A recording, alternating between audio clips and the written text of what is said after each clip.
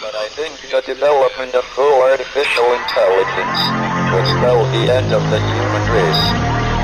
It's a flying object and we don't know what it is. I would hope somebody is checking it out. I don't know if it was a rocket or whatever, but incredibly fast, opposite direction. It was too fast to be an airplane. I'm glad the Pentagon is looking at this, because if it poses a threat, I want them on top of it. Well, the craft generates its own gravitational field. You said there's lights in the sky? The internet has become the command center for criminals and terrorists. 911, what's your emergency? I need help, please help! Aliens won't let it happen. You know, that's what we're instructed to say. Roswell, Area 51. Alien kept deep under the ground. 1, 0,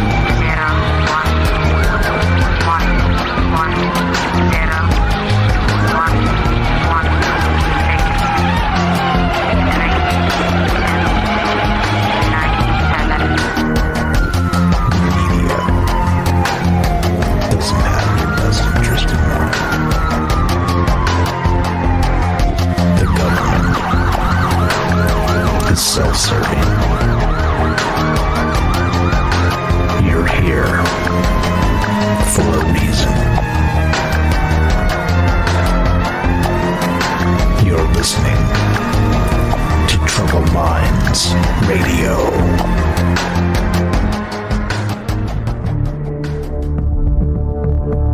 Broadcasting live from a secret bunker just off the extraterrestrial highway.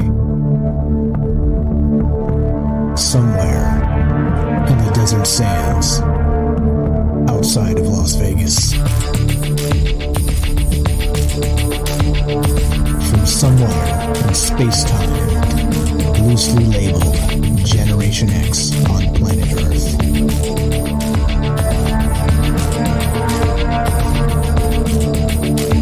And asking questions of you in earnest into the digital darkness. Good evening and welcome to Troubled Minds Radio. I'm your host, Michael Strange, and hello to all of you who may also have troubled minds. What's going on, guys? This is the end of the year. This is when we do it. This is when we get together and talk about all the things. Well, we also do it Monday, Tuesday, Wednesday, Thursday at 7 p.m. Pacific. And, well, what is it we do? Yeah, well, we talk about all the things we're not allowed to talk about. And you know what those things are. Aliens, conspiracy, the paranormal, the government, academia, the 24-hour news cycle, propaganda, and the general feeling that we live in the upside down. And boy, do we got a doozy for you tonight. We are going to be talking about the upside down in more ways than one. Oddly enough, the way the world works these days is it just kind of does its own thing, its own upside down thing. Well, we're going to talk about that specifically, the upside down thing. What does it mean? What is this all about? And well, if you're into CERN and you're into antimatter and you're into, well, let's say catastrophic vacuum decay, then you're in the right place. Maybe I hate to say that you're into catastrophic vacuum decay because that sounds horrific. But anyway, what we're doing is all those things I mentioned and more, because this show is not a show, it's a conversation. It's not about really making anybody believe anything, okay? I just want to make sure we're always clear on this. This is as the disclaimer goes, for entertainment purposes only, all right? All right, this is not the Church of Troubled Minds. This is just a conversation. We're just talking about some things that people believe out there, some conspiracy theories and some other things. And I don't know. There's again part of that whole living in the upside down. There seems to be a whole lot of it out there, and that's what we do. So as part of that, well, as we can get going tonight, it is Thursday. Happy Thursday. Tomorrow is New Year's Eve, so we're winding down 2021. And like I said before we began, this is the time when everybody seems to be doing their retrospectives, right? The best this or the best that or the worst this or the worst that of 2021, right? Everybody's like, 2021, it's all the things, right? Well, 2021 isn't all the things, and well, because it's only 1 year out of many. And well, I like to think in longer cycles than just the 1 year, right? I don't know. Does anybody ever click on those things that say the best and the worst of 2021? I don't. It irritates me that everybody does the same thing, and that's really why. Really, Sparta. What's part of what? Let's see what it is. Sparta. We are Sparta. No, part of what spawned Troubled Minds is that. I was just tired of seeing the same stuff all the damn time, right? All the damn time. You turn on whatever you turn on, and it's like, oh, everybody's doing their year-end retrospectives. You turn it on, everybody's talking about the Grammys. Turn it on, everybody's talking about politics. No matter what, right? It's always the same stuff over and over and over again. And it drives me nuts. I couldn't do it. I just couldn't do it. There are so many more interesting things to think about and talk about. And that's why we're here. Because thinking about things and talking about things. It's a simple concept. And some of these concepts that we talk about aren't so simple. So like I said, you're in for a doozy tonight. And that's what we're going to do. So I see it a little different. So I hate to be all egotistical and whatnot, but I'm going to just say that this is the best show of the year. Instead of the old retrospective routine of, the good and bad of 2021, let's just cap 2021 off with the bangingest show we've done all damn year. And I'm going to call it now. That's the way this is going to go tonight. Okay, so now this is what's up, all right? We are streaming live on Rockfin, YouTube, D Live, and Twitter, watching all the chat in all the places and saying hi and hanging out and doing our best to be as social as possible, because there's a lot of amazing people that put their energy and their time into this show, and I appreciate that very much. And so that's what we're doing tonight. We're just hanging out, having a conversation amongst friends. Well, but it's going to be a banger of a conversation. So you'll see. Hang tight on that. And so what we're going to do tonight is talk about all kinds of things. We'll get to that shortly. But we got some housekeeping to do first, including, we are streaming on, like I said, Rockfin, YouTube, D Live, Twitter. We're also broadcasting live on the Fringe FM. And if you want to be part of the show tonight, I always say this, and this is the truth, right? I don't have any inside sources whatsoever, but I do have you, all right? The secret weapon of Troubled Minds is you, and that's why we get together and do this live. I've always said this, and this is completely true. It's so much easier to do, record yourself in a vacuum with no distractions, and if you make a mistake, you make and edit it, and you put it out there, and you sound really damn smart, right? It's easy to sound smart when you're editing things and, trimming things for brevity and all the rest of that. Well, no, get out of here. That's for noobs. We don't do that stuff here. We do this live to include you, because there's no other way, in my opinion. Literally, it would drive me insane if I had a banger of a topic and a conversation and I talked about it by myself and then released it and everybody else was like, wow, I wish I could have been part of that. Nah, forget it. You're part of it right now. 702-957-1037. That's 702 957-1037, and we'll put you on the show. We've got a Discord working as well at troubledminds.org. Click the Discord link and we'll put you on the show. And of course, we have the Fringe Discord as well. It's the same program. Fringe is a fantastic radio station, digital radio station, and it's got a great, fantastic community over there. You can join their Discord at fringe.fm/chat. All right, I'm watching all of it. I'm watching everywhere you can possibly imagine. I've got eyes in the back of my head and on the sides, and I'm not an alien, I promise. I actually have just a really large monitor with a bunch of windows open. That's really what I have. There's the secret weapon of the other secret weapon of Troubled Minds, a big monitor and lots of windows open. But okay, so in any case, so that's what we're doing. Let's see, what did I cover? That. Another great thing is you got to download this app if you have not yet. There's a Fringe FM app. You can find it on the iTunes Store or on the Android Google Play Store. Completely free, and it's the easiest way to listen to Troubled Minds. Just Monday through Thursday at 7 p.m. Pacific. Smash the play button on the Fringe app, completely free, and you will get me. You will get us. You will get Troubled Minds Nation, and that's what we're doing tonight. And okay, so now as many of you know, I'm tired. I'm tired. I've been grinding a lot this year. It's been a very, very wonderful, fantastic year for Troubled Minds. Met a ton of new people, which is really what the end of this is all about, meeting a bunch of great folks that are willing to get together and just talk and not cause problems, not turn everything into a political sideshow. Just kind of want to, get together and at least in a digital virtual setting, which is what we're doing, because clearly we can't all be together in different parts of the world and all that. But people that want to get together and stare at the stars and talk about what might be. And that's what this is about. about. And so last night I was just tired. And so there's different versions of tired. So what I want to do is apologize for missing the show last night. I pride myself on working hard and grinding through those moments when you're just not feeling it. But it's not a tired energy, if you guys know what I'm saying. Not like my energy was low yesterday, and it's not about like a physical tired. It's like a creative tired. You know what I mean?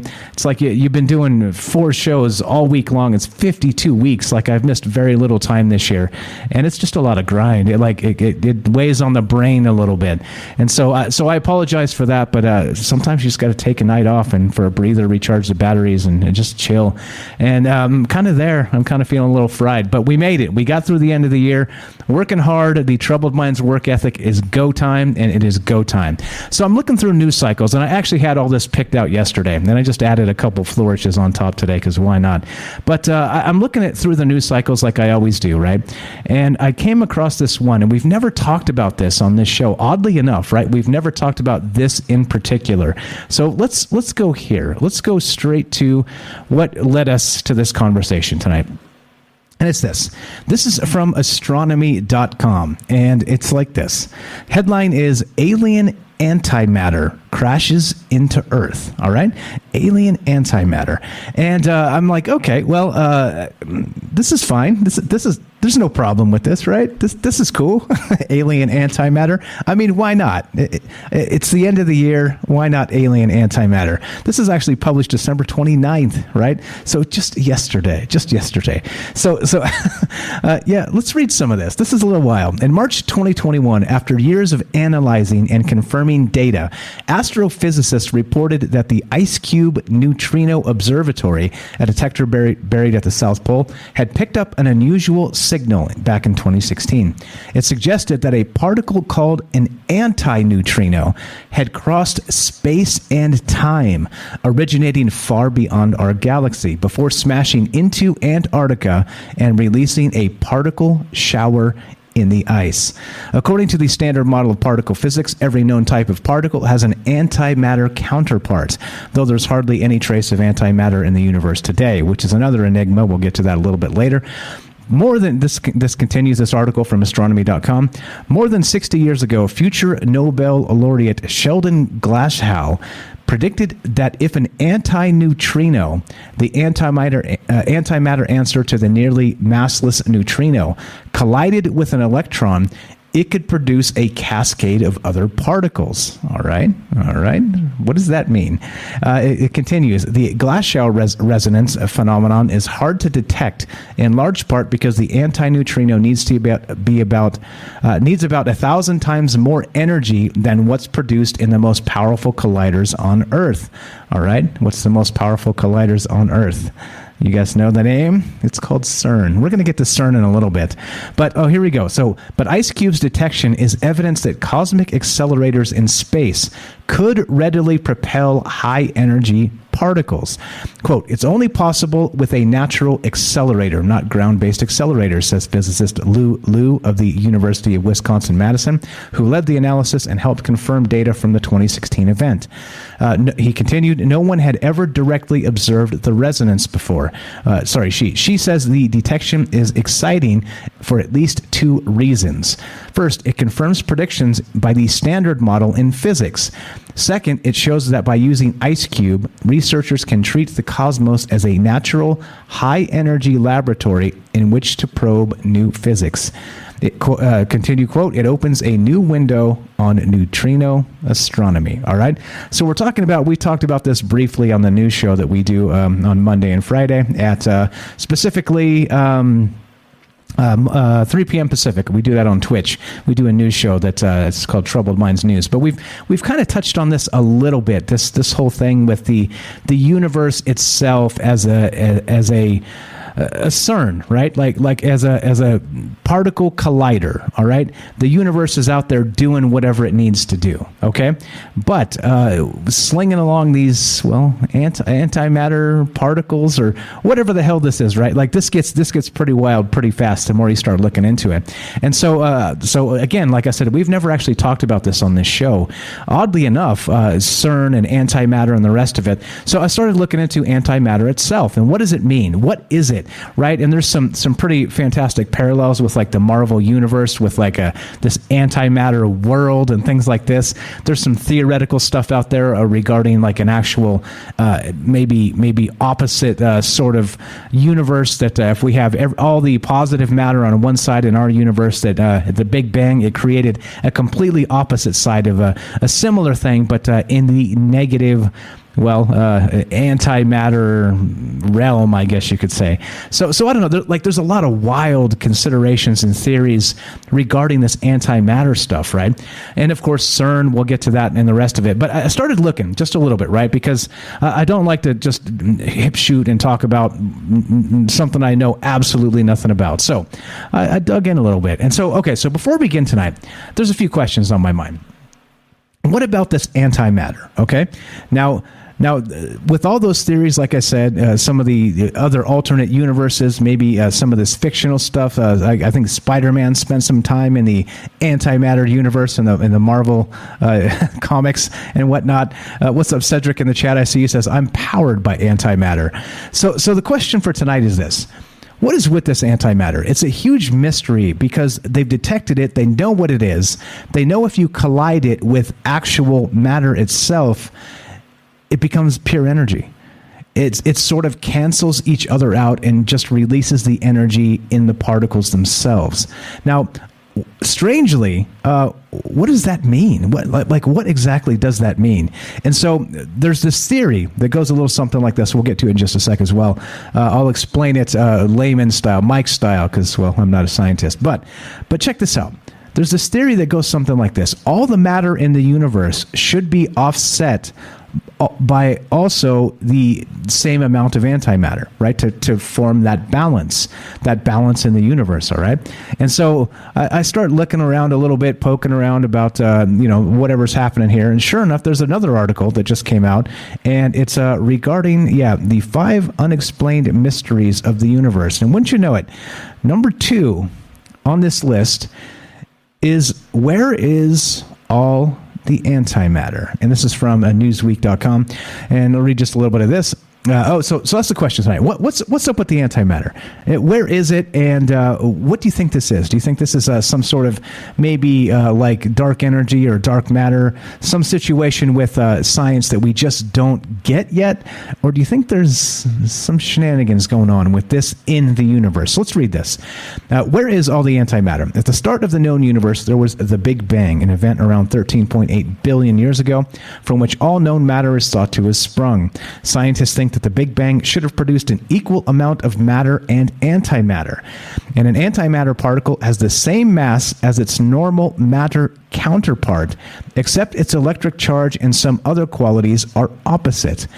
They're produced as a pair, and if they collide, they turn into pure energy and are annihilated.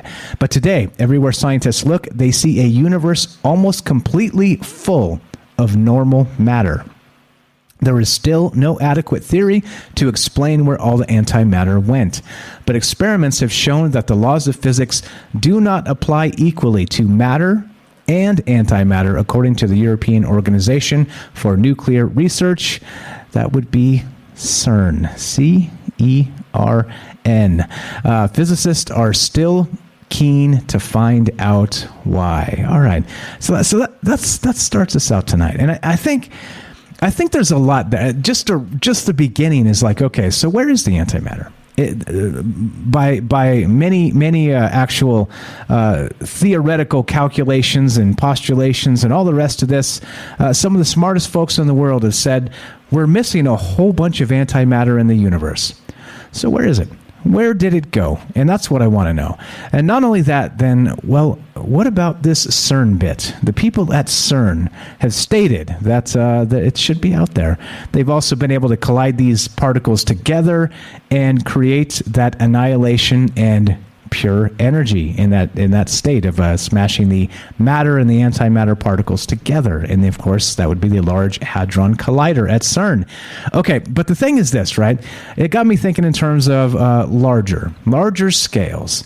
And of course, right, you start looking into CERN and some of the rest of this stuff. I got the spammer. I got Doloritas Joni. I got you. I got it. Thanks, Fred. I'm on it. But the thing is this, right? Regarding all of this universal matter antimatter stuff, it got me thinking in terms of, as usual, right? Maybe some of the larger questions. Maybe some of, well, what's up with creation itself? And what is this antimatter bit? Is there some sort of balance that needs to be in place, right, between the matter and the antimatter at a, who knows, maybe at the moment of the Big Bang or creation, and maybe that the antimatter is part of what's causing the acceleration of the universe, the expansion. And maybe when it comes to a tipping point, they've suggested this in some of the other theories and models regarding the universe, is that maybe it all snaps back. The big crunch, it's called, right? And maybe it's a sort of, we're trying to find and measure antimatter at a point when it's all been used as some sort of fuel, maybe, right? And again, I'm not a scientist. I'm just kind of speculating here, throwing out some maybe juice thoughts. But what if that's sort of the idea? And this antimatter is pushing so far and so hard that it's just disappearing. This fuel for expansion, let's say.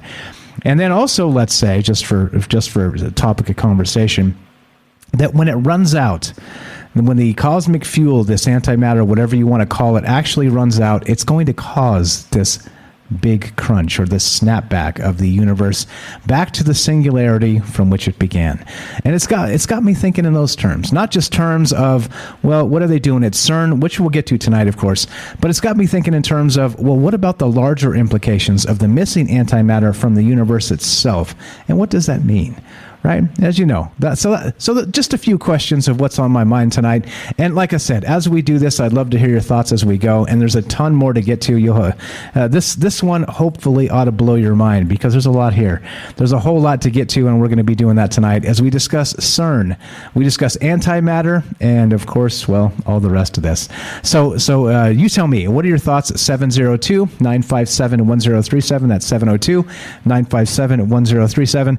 And maybe the antimatter is what's siphoning my creative energy. How about that? Maybe that's what's happening. It's actually just disappeared. But this is pretty wild, right? Not only do we have the Large Hadron Collider situation, which we'll talk about in CERN and the rest of that tonight, but also this maybe cosmic particle collider that's also sending antimatter over space and time, and it's landing here on Earth, right? And this is the part that kind of made me go, wait, what? So what's happening out there? What's actually happening way out there in the universe? It seems wild to me. But I don't know. As always, right? We're talking about questions that don't have answers yet, and that's okay. That's okay with me. It's nice to kind of take the normie boots off and just kind of stare at the stars and speculate a little bit. So that's what we're going to do tonight. And I don't know. So what are your thoughts here? Robert says over on Rockfin, black holes have sucked up most of the antimatter over billions of years. There you go. There's one take. What's your take? Love to hear your thought on this. So as we continue tonight, that's what's on my mind. Once again, apologies for taking a night off there. I just feel drained. It's like a mental drain, right? Like I don't feel creative enough to even talk about any of this stuff, but well, it comes back. It comes back. So okay, so we're going to get to CERN tonight, and so there's some weirdness with CERN as well, because what are they doing? Yeah, that's right. They're actually particle colliding these things and matter and antimatter and creating. Exactly what? What are they trying to do? So we're going to get to CERN and some portal talk and some other stuff. But you tell me. As always, right, I'm just one knucklehead on the internet with a microphone that really doesn't know anything about anything. So there's that, right? There's my credentials. But it doesn't matter because this is a conversation. And I'd love to hear your thoughts. What do you know about antimatter? Do you have a theory? Why is it missing from the universe at large? And what is CERN doing? Smashing those particles together and creating pure energy out of the demolition of matter and antimatter. you think there's a link to something larger, maybe something cosmic in scale? What's really going on? Love to hear your thoughts tonight. 702-957-1037. That's 702-957-1037. This is Troubled Minds. I'm Michael Strange. Don't go anywhere. More CERN, Antimatter, and you when we return. Be right back.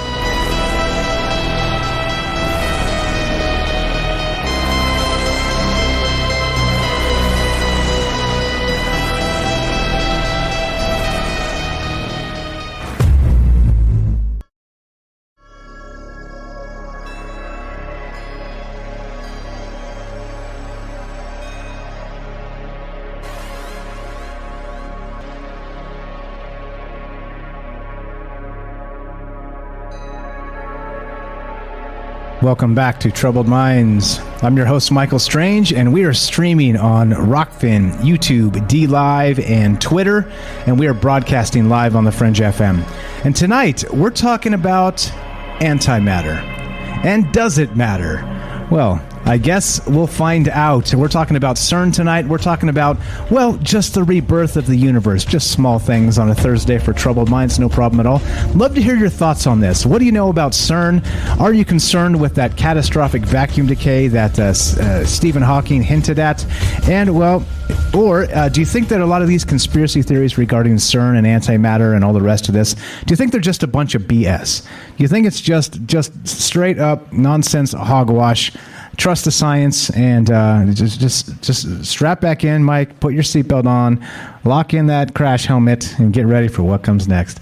You tell me. Love to hear your thoughts on this. If you want to be part of the show tonight, 702-957-1037. That's 702-957-1037. And there is some pretty bizarre, let's say fantastic. I think bizarre is the wrong word because fantastic is can also be good. Bizarre seems bad. Anyway, some fantastic conspiracy theories regarding CERN itself.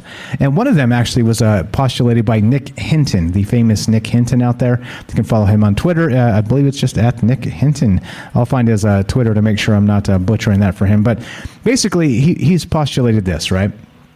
But all this weird Mandela effect type stuff and the fact that the last, let's say 8 to 10 years has just been absolutely insane with news cycles, with stuff happening in the world, with things like Donald Trump becoming president and the media losing their mind and all that Mandela effect stuff about people remembering this but not that or different ways.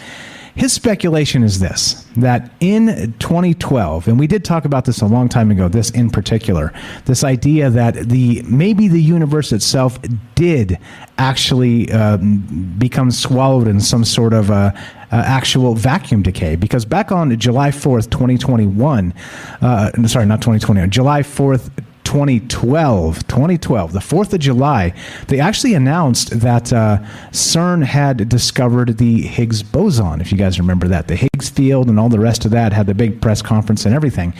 And one of the theories goes a little something like this, is that from Nick Hinton, he suggested that the reason things have just really gone off the rails in the last 10 years or so is because the world did end. The universe did end on July 4th, 2012, somewhere in that range. Of course, and if you look at the Mayan calendar, remember all that to do about December 21st, 2012, the long count cycle came to an end of the many Baktuns of the Mayan calendar.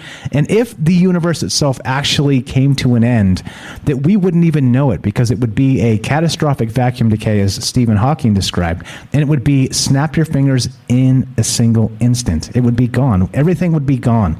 And there would be no time to even take a breath or blink or anything else. It would be gone. But he suggested that instead, right, the reason we're still here in this bizarro land, the upside down that we now live in, is because, well, we spun off into another reality, another dimension, another part of that, whatever consciousness of what this world is and the people on it, spun off into this new reality as the old reality came to a crashing end. Well, or a snap your fingers gone, sort of like Thanos in the MCU, if you guys are into that. But I don't know. So basically the thought is this. Oops, I got a I got to fix this real quick. So the thought is this, right? Do you think that there's something to any of these CERN conspiracy theories, or do you think it's all just a bunch of hogwash? And I'm okay with hogwash because, again, it's part of drinking the maybe juice, right? Like, you can't just swallow all the conspiracies and say everything's real, right? It's easy, but it's also, I don't like doing it because it's also let's consider that these things may be wild speculation anyway, right? I think that's a good thing. So what are your thoughts on this? Have you heard of this? And what do you know about CERN?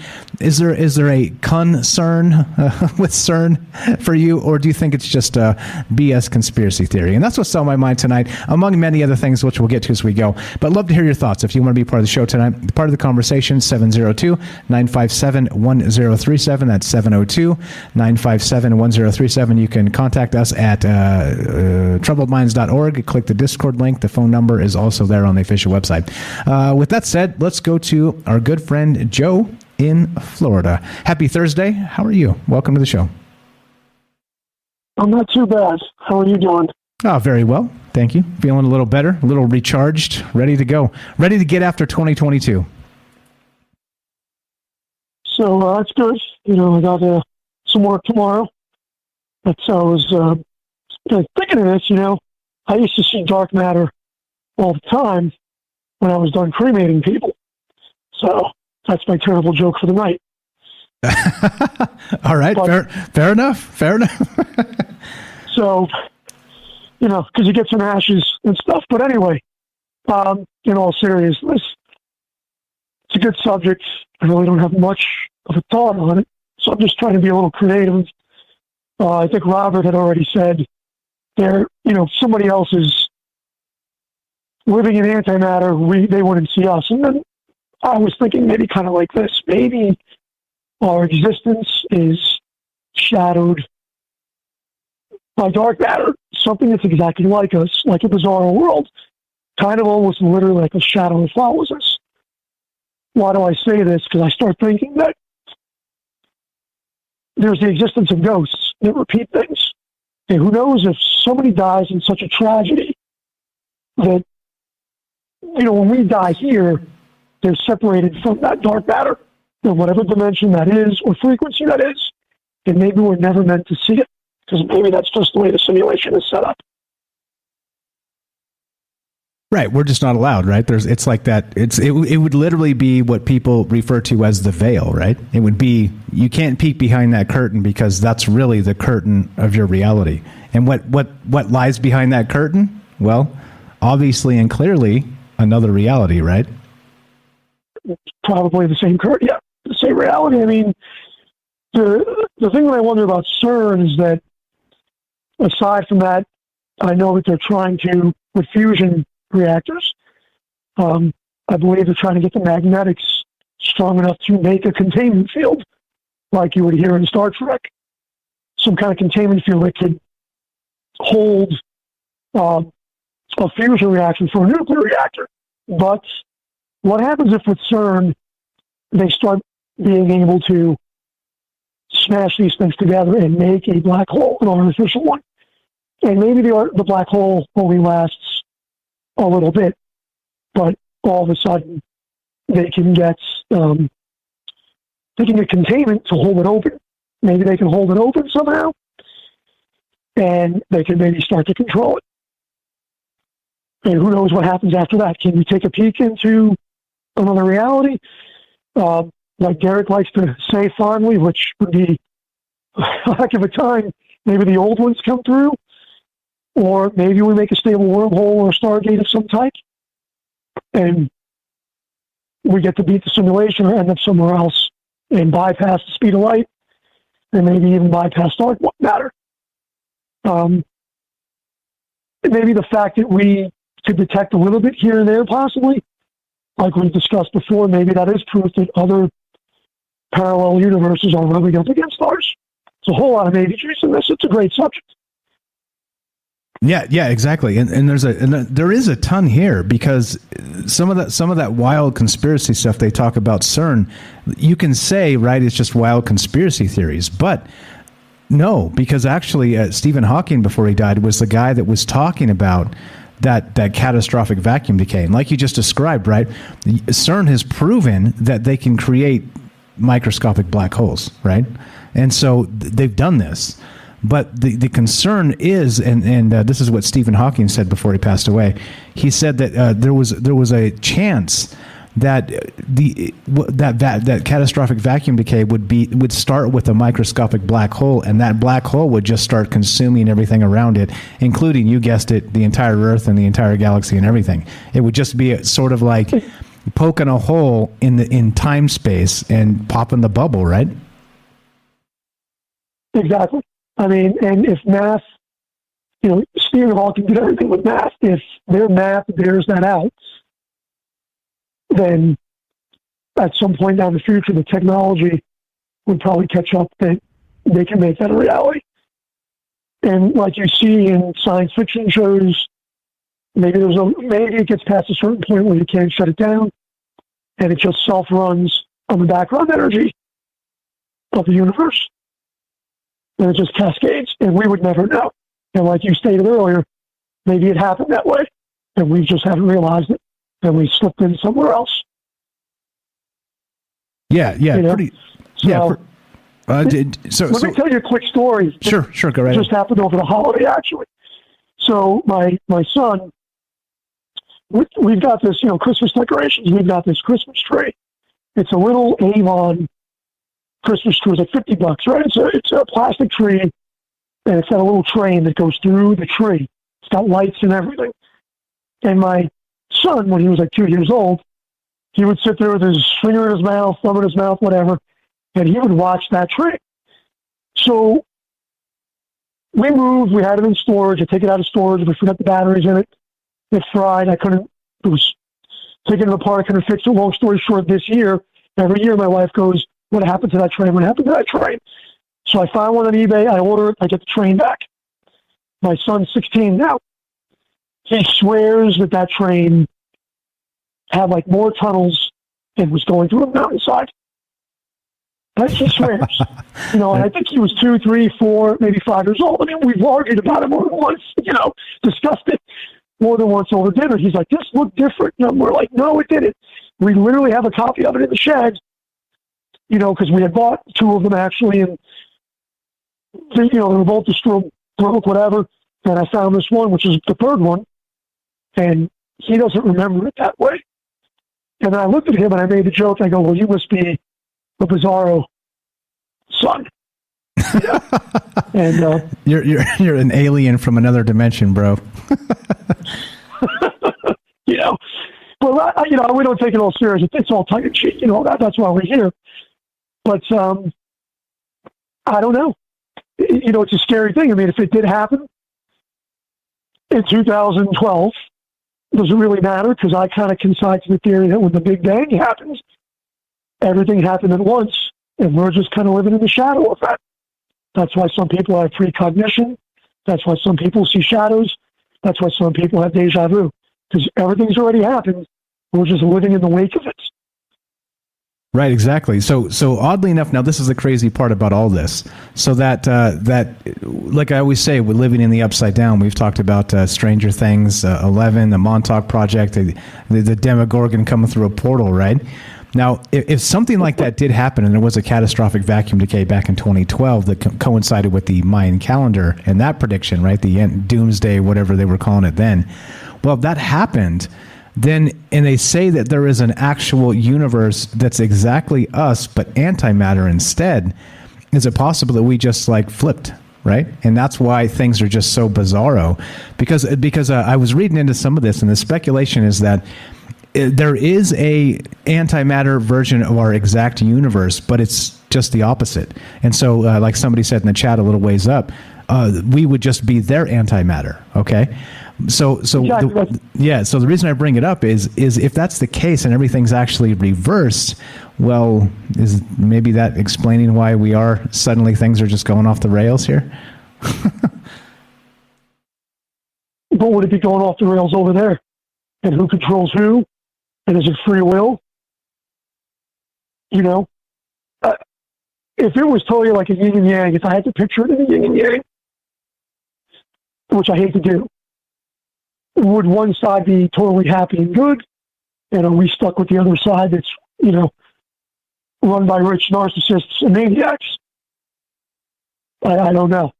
I don't know. Heaven and earth, heaven and hell, basically. And how would we ever know? We're in bliss. And the other side would have to be in bliss too. Ignorance. Endless ignorance. What was the Einstein quote? Endless ignorance. Yep. I think Einstein said there are only two things that are infinite, right? The universe and human stupidity. And he's not sure about the universe. Yep. Yeah. Anyway, it's a good subject. I'll keep listening as long as I can because CERN always interests me. It would be nice if we could maybe, I don't want to get in trouble, but maybe it would be nice if we could coerce a scientist to work there, and then maybe 6 weeks later they don't end up getting the Hillary Clinton treatment, if you know what I mean. Oh, right. Yeah, I wonder what's really happening there. There's been some pretty amazing plots with that. We'll get into some of that as well tonight. You're the best, Joe. I appreciate it. Happy New Year to you. God bless you and the family, as always. Thank you for being part of this family for a very long time. Here's to another great year, to Troubled Minds, and to you, and whatever you want to succeed in next year, brother. Thanks so much for being part of this. Thank you. Happy New Year. Good night, guys. Thanks, you too. Talk to you soon. There you go. Talk to you next year, right?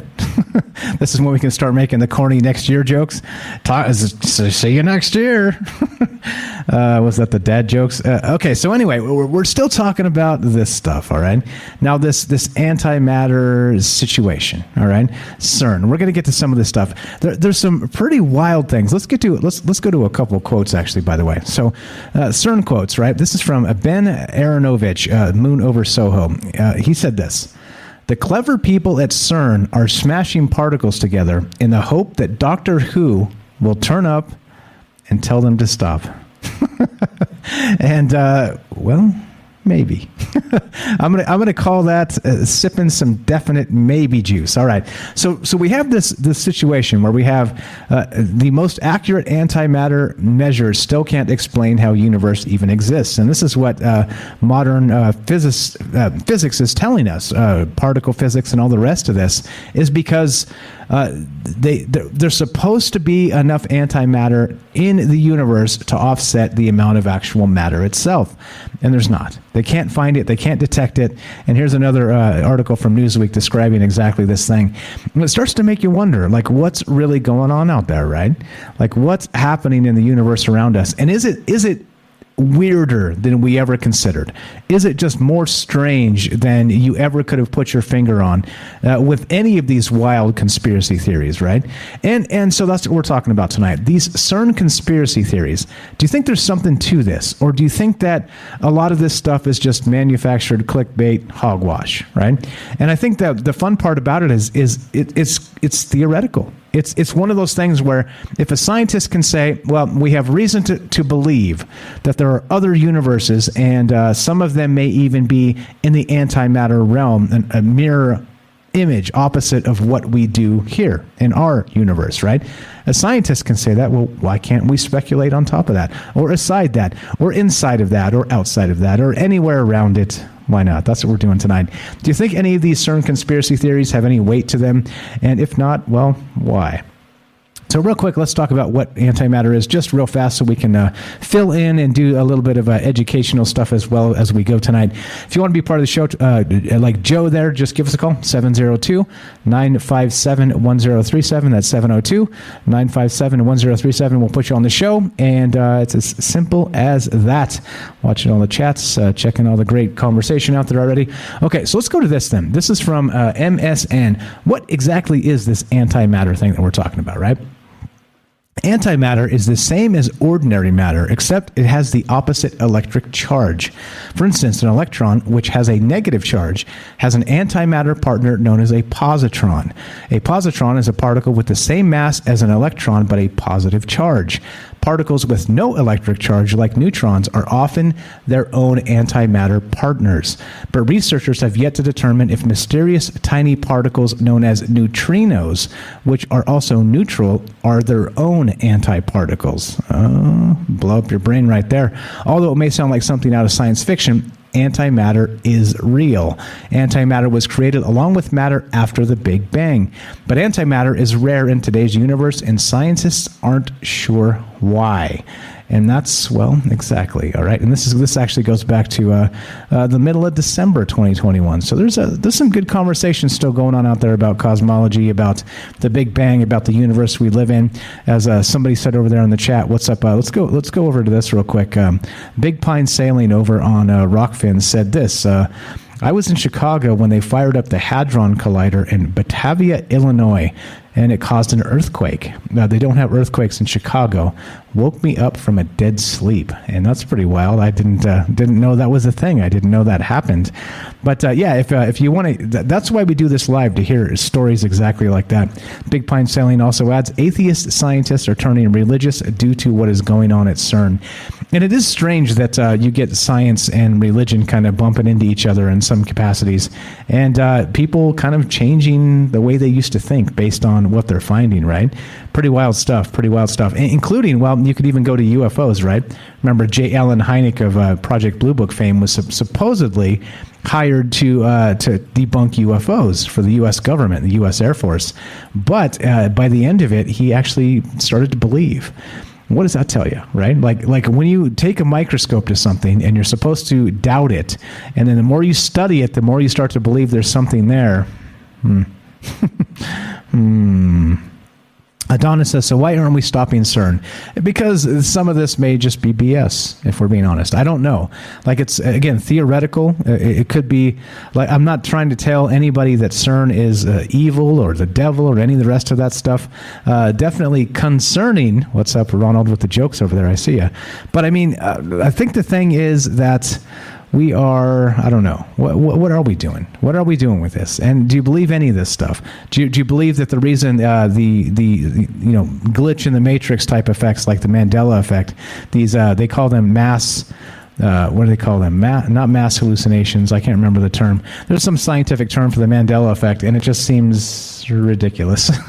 Like, oh, I see. We all remembered it wrong. God, I got it. That makes perfect sense. That makes perfect sense to me. But I don't know. So again, sort of that whole bit about the world we live in, the universe we live in. Is there something to this antimatter business, this CERN particle collider? And, well, the way this works, I think the craziness is that if they say this catastrophic vacuum decay, and again, that's not conspiracy theory, that was put forward and talked about by the late, great Stephen Hawking. And the catastrophic vacuum decay means that CERN collides a couple particles. They get down to the point where they shouldn't. They go smaller and smaller and smaller. And the particles that collide create some sort of black hole that just eats everything up and begins destroying the reality we live in. But what does that mean if that's the case? And that's that postulation by Nick Hinton, and he describes that as maybe already happened when they discovered the God particle, the actual, quote, God particle back in 2012, is that maybe that did happen, and it spun us into that antimatter universe on the opposite side. So I don't know. What are your thoughts here? Do you think this is way too far out there? Do you think this is one of those ones where you're like, come on, Mike, get out of here, Mike. There's way too much maybe juice for me. Or do you think there's something here? And that's the question, right? It's okay that we're talking about all this stuff because it is a concern. It is a concerning. Back to Ronald's joke over there on Rockfin. If you guys aren't on Rockfin, you're missing out. By the way, Ronald's a one-man band over there with all the jokes. But I think that's a collective misremembering. Is that what that's called, Liam? Thank you. Appreciate that. So I don't know. The question is tonight, do you put any weight in these conspiracy theories about CERN? That's the question. That's what's on my mind tonight. What about this dark antimatter, these particles, the particle colliders, CERN, all the rest of this? I don't know. We're going to get to more of this. We'll get to Shiva. We'll get to the dance of destruction and rebirth. We're going to get to, well, maybe this is actually how the universe works. And we can't count in terms of cosmic timescales because we're mere mortals. But maybe this is exactly what's going on out there, and we just don't understand the full scope of it just yet. So you want to be part of the show tonight? Love to hear your thoughts, talking about CERN, talking about antimatter, talking about deja vu, and you. If you want to be part of it, give me a call at 702-957-1037. That's 702-957-1037. This is Troubled Minds. I'm Michael Strange. Don't go anywhere. More CERN, antimatter, particle colliders, and you when we return. Be right back.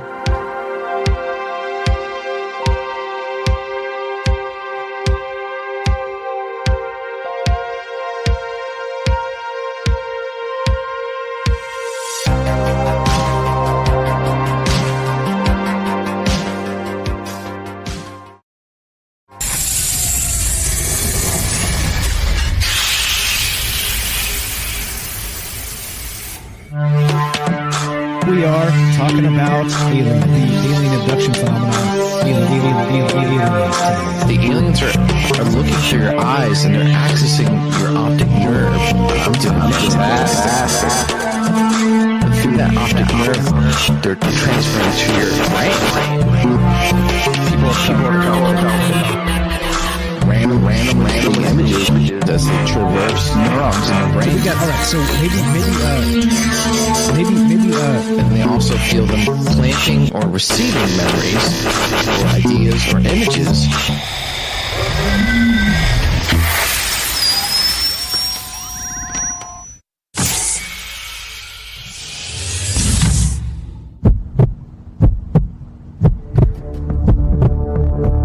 Broadcasting live from a secret bunker just off the extraterrestrial highway.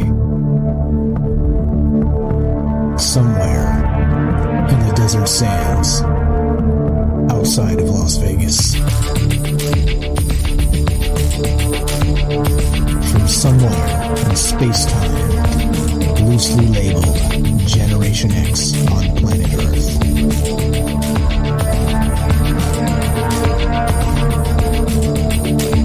And asking questions of you in earnest into the digital darkness. Yo ho, yo ho. Welcome to Troubled Minds Radio. I'm your host, Michael Strange, and we are streaming on Rockfin, YouTube, D Live, and Twitter, and we're broadcasting live on the Fringe FM. We do it Monday through Thursday at 7 p.m. Pacific. And, well, what exactly is it that we do? You know. We talk about all the things we're not allowed to talk about, including aliens, conspiracy, the paranormal, the government, academia, the 24-hour news cycle, propaganda, and the general feeling that we live in the upside down. Like I said, we're streaming live on all those platforms, including the Fringe FM. We're taking your phone calls as we talk about CERN. We talk about antimatter. We talk about the Mayan calendar. We talk about you. How about the Mandela effect? What's going on with all this stuff? Is it related? Do you think it's a bunch of BS? Some of these conspiracy theories with CERN and antimatter and this particle collider and this catastrophic vacuum decay? Well, I don't know.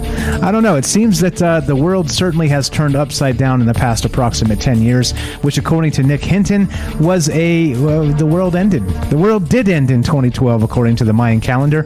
We just spun off into a different reality. And is that reality that dark matter reality, that opposite? Well, basically the literal upside down. And that's the question tonight. That's what's on my mind. And if you want to be part of the show, love to have you here at 702-957-1037. That's 702-957-1037. You can join the Discord at troubledminds.org. Click the Discord link and we'll put you on the show. Easy peasy as that. Just like this, as a matter of fact, Derek in Massachusetts is on Discord. Welcome, the Night Stalker, to the show. How are you tonight, my man? Going on, brother. Great show tonight. Thank you very much. Happy New Year to you as well. Thank you. I'm sure you have some thoughts on this. You've heard of the Nick Hinton thing. I think I'm not sure we talked about that on Fringe just yet. We did talk about this on this show maybe 2 years ago, approximately. But there's a whole lot to this, right? It's not as simple as just, well, here's your Demogorgon and Stranger Things and the Upside Down. This one is quite a bit larger than that, isn't it? Yeah, it is for sure. As far as like the Nick Hinton thing, again, like my headphones are kind of messed up and they're only working out of one side of the headphone. So if at any point my audio gets bad, just let me know and I'll hang up. Okay, you got it. But Yeah, so Nick Hinton, I'm like he's really good. He's really cool. He's a good researcher, and some of his stuff I really like a lot. For some reason, I don't resonate that closely with the idea that maybe the world ended in 2012. Like, I think it's cool, but for some reason, I just don't necessarily think that in my gut that actually happened to us. Perhaps like maybe all of existence is some type of maybe it ended like, I don't know, maybe the Big Bang is like an ending of a universe, and we're kind of like, we mentioned it a few weeks ago, we're kind of like seeing the flashing before like consciousness's eyes, like where the rewind tape as it's like seeing its whole life flash before its eyes type of deal. But as far as like antimatter is concerned, you were right with the comic thing that like it's like the dark multiverse or like the upside down or like I think there is like an antimatter universe in DC cosmology for sure. But I know it may be their most famous event they've ever done. You mentioned it earlier, but they have something called Crisis on Infinite Earths, where like if you're a DC reader, their continuity is a giant mess. Like there's all kinds of different realities and different timelines and stuff. So every like 5-6 years, they basically try to condense it and collapse all the realities together, like collapse the multiverse. But like the biggest one they've ever done kind of is this one in the 80s, where an antimatter wave, honestly, I haven't read it, but there was I'm aware of it, and like the Flash did it for their like biggest, or the DC Arrowverse did it for their biggest crossover ever. Like it's a big thing in the zeitgeist. Like people know what it is if you're just a TV watcher now. So the idea being an antimatter wave is barreling through the universe or the multiverse and just taking out universes one by one until nothing will be left. I guess it's kind of like, I guess it would just, if matter is kind of like the force of life, if the Big Bang happens and spreads this like life force throughout the universe, then I guess this antimatter would be like the opposite. It'd be the K force, like the entropy force, the opposite of life, the anti-life force, basically. And like that's kind of interesting, the idea that in order to keep a balance, you have to have some kind of destructive force too, you know? Save me real quick. I didn't take any notes, so just jog my... That's cool. So that fits into a lot of things. We talked recently about the duality of creation, and that, remember the divine programmer and the dark counterplayer. It seems to fit, doesn't it? So in that cosmological sense of what Philip K. Dick described, and we talked about it in terms of a matrix of living inside a simulation, in digital creation. But if we're talking about the universe as an organic creation of some sort, I think in the same vein, we're talking about the same thing, aren't we? Like it's literally almost exactly the same damn thing, that there has to be some sort of counterforce, or else the force itself can't even really exist. Yeah, exactly. I'm kind of just like going through my old news stories and my notes right now. And there's one from March when it had the famous neutrino antimatter cascade that hit Antarctica. It got like reaggregated from 2016, and which is weird to have like a localized beam of like antimatter wave like hit a specific part of the planet. Like I'm trying to think of what the function of that would be, unless something like maybe inside the planet or some kind of experiment or something in Antarctica or maybe inside the Earth is like we're trying to suck the antimatter in, trying to like bring the antimatter in like through that keyhole, whatever, through that wormhole. And like, what if there is just a dark, like, what if it is very, very binary? I think there's infinite realities, like across the board, like as far as like different metaphysical like realities and as far as physical realities. But let's just say there's just a matter multiverse and then a antimatter multiverse. And let's say for some reason maybe these dark entities, these Cthulhu, these old ones or whatever, are somehow in charge of these elites. They're somehow they're making some kind of arrangement, which falls in all kinds of different conspiracies. But so they have some kind of goal or plan where they're trying to like bring this reality into our reality. They're trying to like actively make the two merge together. And that they'll believe if there is some kind of anti-life force that this antimatter has, they will be spared from whatever comes. Like they'll be the ones that remain after they make this arrangement with this antimatter monsters, basically.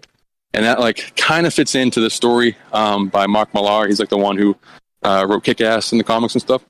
And it's like part of his Netflix bought his entire catalog. So this show is going to be made by Netflix, like they're making it right now. So it's going to be relatively big, I think. And the idea, it's called Prodigy. It's about like the smartest guy in the world. He's like an Indiana Jones figure. And he's going like all over the world trying to crack this like ancient mystery that nobody can really decipher.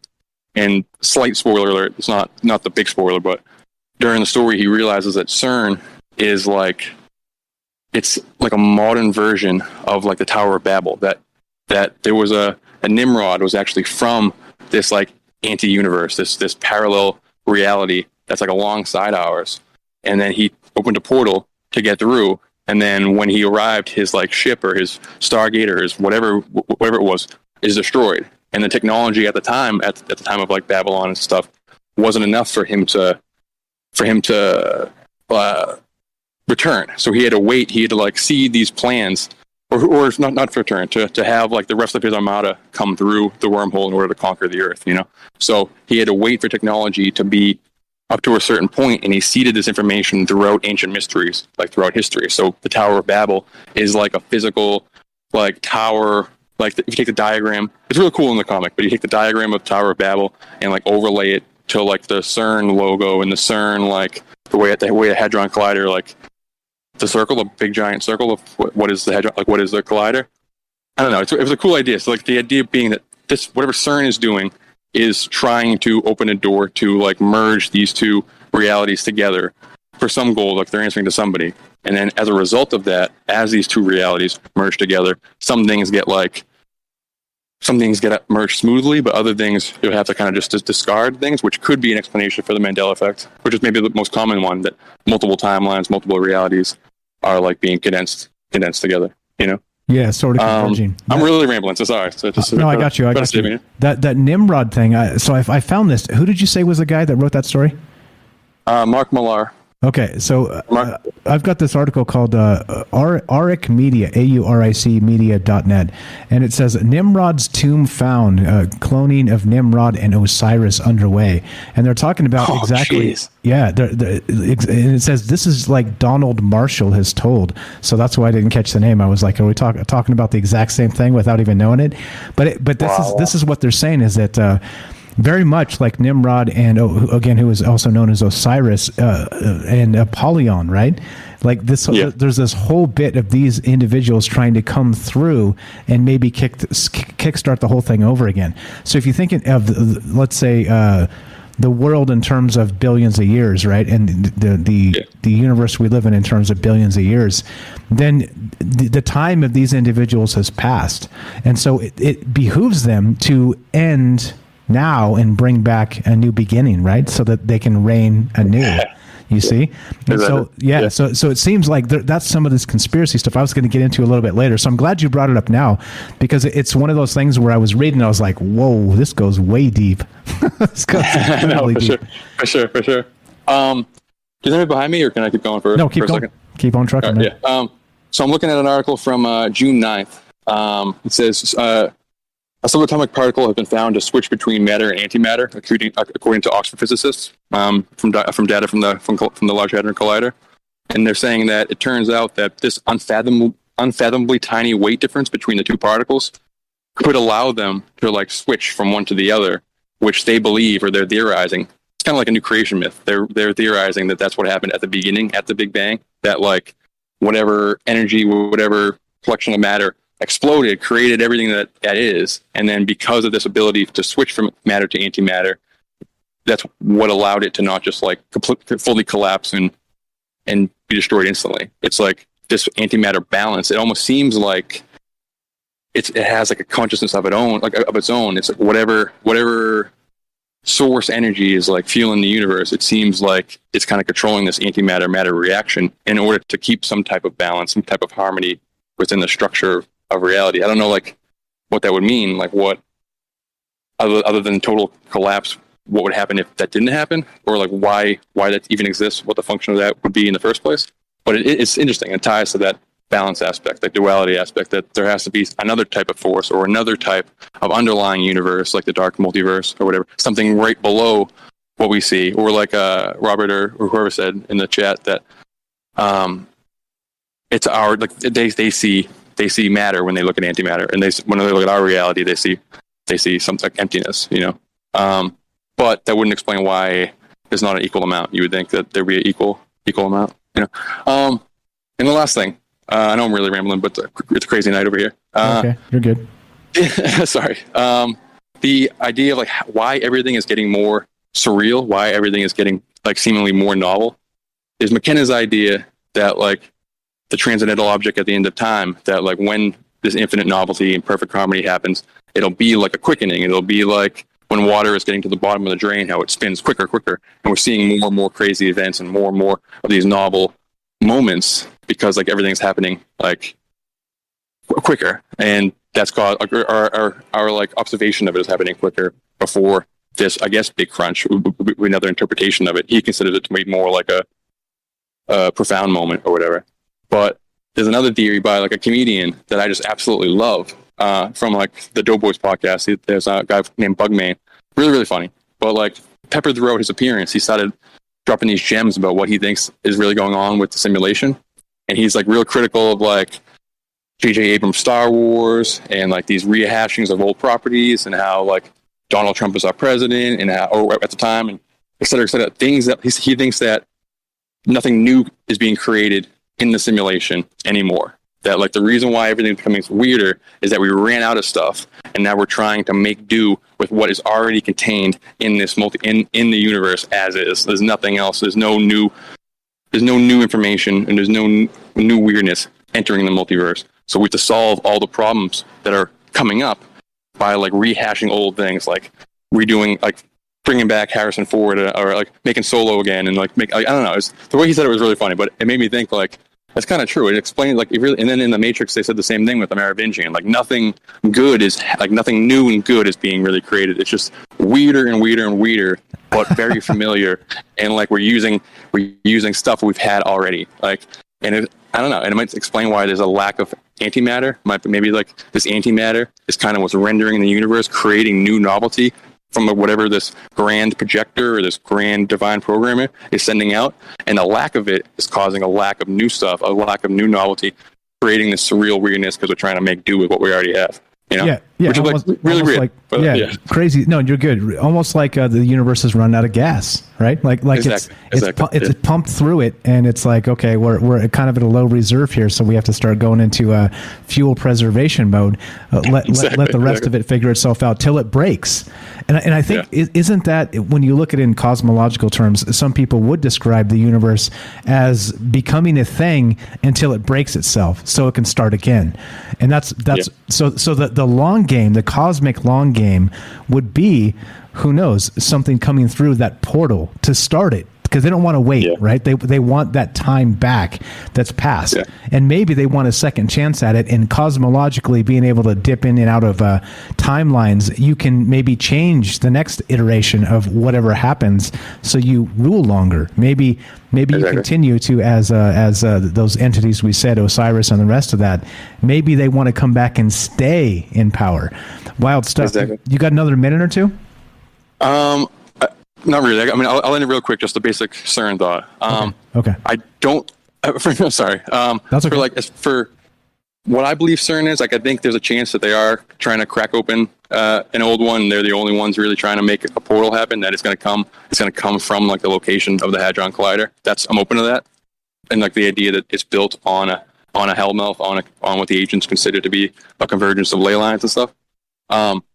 But what I think is really happening is that like it's a giant project, it's a giant global project trying to kind of jailbreak whatever system we're in, trying to like collapse reality as a whole. Like say there's a game of whack-a-mole, and you're trying to like get the tickets inside without actually playing the game, without actually putting any quarters in playing the game, or without a key to like open the door you wanted to like basically bust open. So you would take, as the moles are like popping out, you would like stop them from coming down. You would like grab them and pull them up. You would like pour water on it. You would like bang on it. You would maybe do magic rituals on it and stuff in order to like make it fry, and the door pops open and you get all the tickets. And I think that's what's happening with reality in general. They're doing these different rituals, these different ways to tinker with the system until they fry it, basically. And CERN is like a massive example of that, where they really like, okay, we're going to smash some stuff together until reality collapses.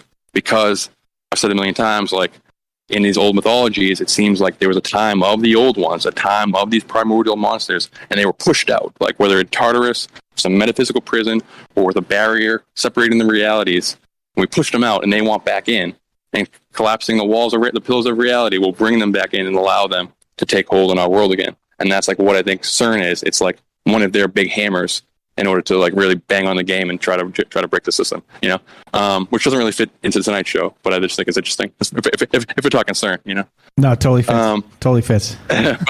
Really great show, Mike. Happy New Year, everybody. I can't wait to hear everybody else call. Sorry if I'm talking so fast and rambling, but it's a genuinely crazy night here. That's okay. You're entitled. You're the best. Derek in Massachusetts. Happy New Year to you. Talk to you soon. You're the best, my friend. Later, brother. Have a good night. That's again, Derek been calling into the show very, very often for a very long time now, and he's become part of this team, part of the conversation we have, and so please give him some love as well. He has a YouTube channel. He's got a trailer. You can scroll down, find his link in the description below, and just give him a follow over there on YouTube. When he finally starts making some content, you'll be the first in line, because clearly he's got his ear to the ground when it comes to this the conspiracy type talk, but not just. And I think it's funny when you say conspiracy, right? Like you say conspiracy and people think, oh, politics. You know, it's like no, no. We're talking about cosmic conspiracy, right? We're talking about the big stuff, not Marco Rubio and Gillibrand and all the rest of this UFO crap they're always talking about, right? It's not what I'm talking about, right? No, we're talking about cosmic. Right, those levels, and that's like I always say: look up, don't look down. Your shoes are going to be dirty anyway. So, good stuff. Some good comments here. A great call from Night Stalker as usual. Let's go back to the chat here just for a sec. Big Pine Sailing says CERN is just a piece of the puzzle. Billions of dollars on this science project while children starve. It's a symbol of our hubris. And I always say that. Human hubris is, clearly we need to have the confidence to step out and challenge the universe. But trying to play God ourselves is going to cause us more problems. And it's not good. We have to have a certain level of respect for what came before us, right? And what will remain after us too. I think that's the nuttiest part about that is that so have some humility in that we're only here for a short period of time. Us, like as a singular individual, but then also probably humanity is only going to be here for an eyelash of like the time of the cosmos. So yeah, 100%, man. That's a great comment, and exactly. Liam Martin, the famous Liam Martin, Rohan says H&A bombs are case in point. They just do it anyway with no consideration to even have a discussion about, just like in Atlantis, right? Yeah, they said their technology ruined them, right? Yeah, good stuff. And Big Pine Sailing adds, existence is not something we are meant to fully understand and teach in classrooms. And I think that's exactly it. What's up? And Tambam, what's up? Shows up and says, Rockfin just needed an update. So there you go. I don't know. So pretty wild stuff. We're going to get to this, the Nimrod and the Osiris and some of this other stuff, and maybe allowing something to enter that door, whatever doorway is being opened up, whatever doorway, cosmic doorway we're knocking on. What is on the other side of that? And that's what's coming up. So I don't know. What are your thoughts as usual, right? This is hefty maybe juice style. And why not? It's the end of the year. Like I said, everybody does their retrospectives and all the rest of this, top 10 of this and top 5s of this and the best shows of the year. Nah, screw all that. We're just going to do the best show of the year. Tonight, we're doing it right now. And we're talking about CERN. And we're talking about the cosmic coincidence. Well, and of course, what that might mean and where it leads us for the future. So if you want to be part of the show tonight, I'd love to hear your thoughts. Thank you for the calls thus far, Joe and Derek. And what we're going to do is continue talking about antimatter, talking about CERN, talking about, well, is Osiris trying to kick in the door from the other realm and get a shortcut to the reboot? Start again anew where he can rule in perpetuity. You tell me. Love to hear your thoughts. Or is this too far off the rails? It's all good. 702-957-1037. That's 702-957-1037. This is Troubled Minds. I'm Michael Strange. Don't go anywhere. More CERN, Osiris, antimatter, and you when we return. Be right back.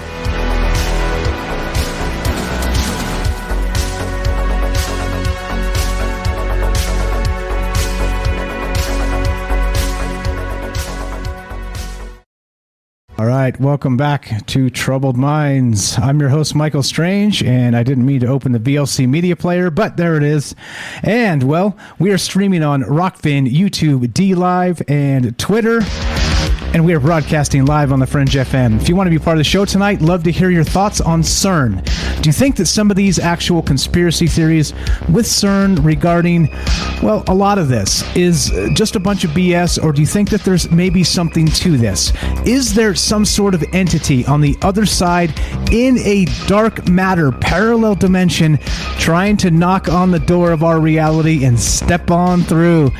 Come on down. You're next on The Price is Right. You tell me. Love to hear your thoughts at 702-957-1037. That's 702-957-1037. And we'll put you on the show.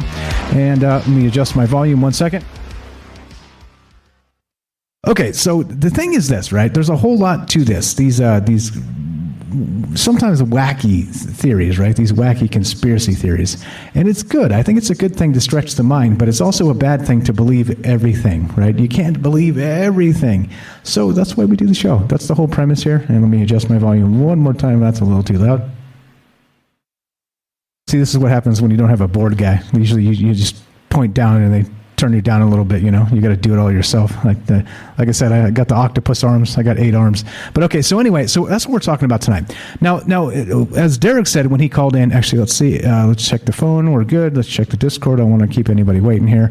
Okay, so if you want to be part of the show tonight, again, 702-957-1037. So the thing is this, right? We've got this from Skywatch TV. And again, take these sources for what they are. There's a lot of this going on that kind of makes you maybe scratch your chin and go, okay, what is this, right? Like, who said this? Where are the sources? All the rest. But check this out. This is from October 18th, 2020.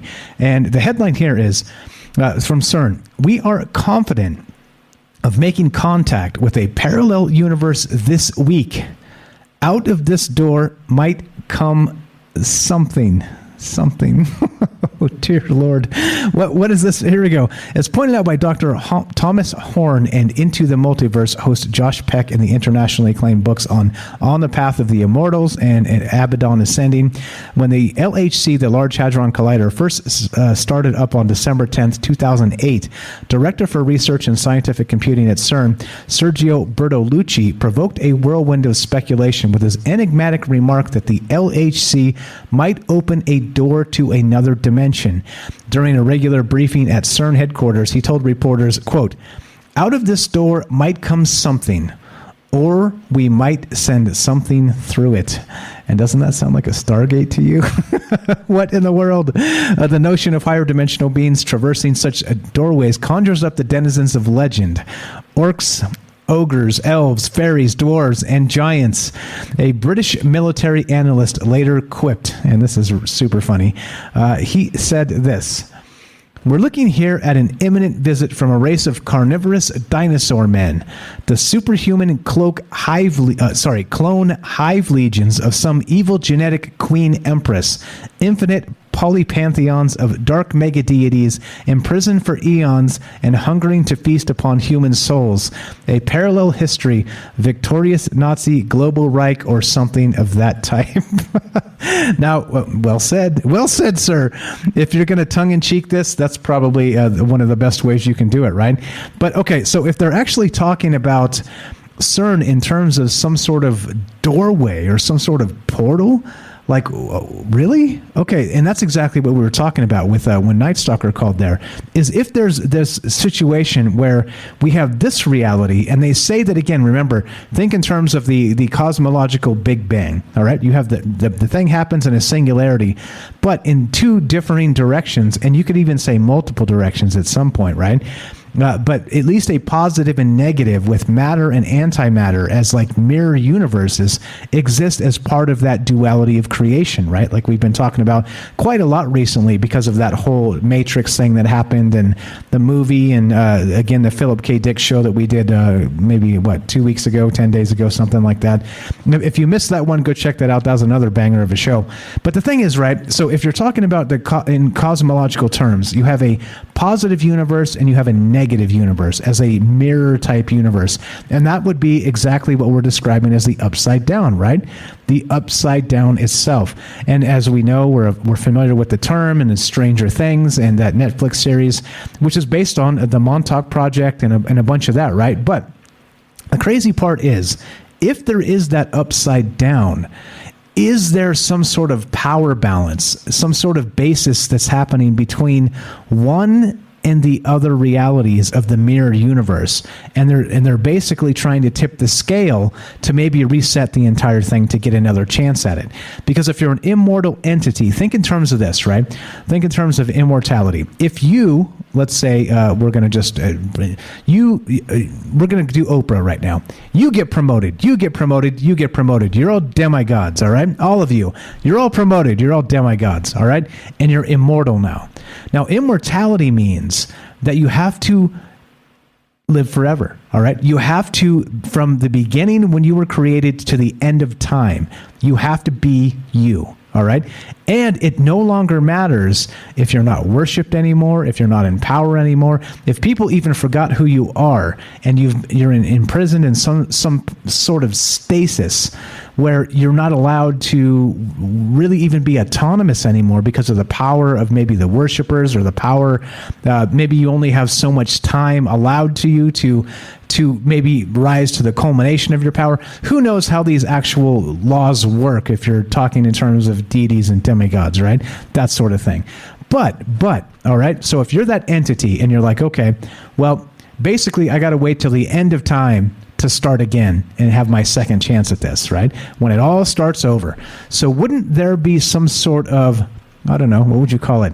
Like a cabal, of pantheons that are coming together that are trying to end this reality now so they can start it over.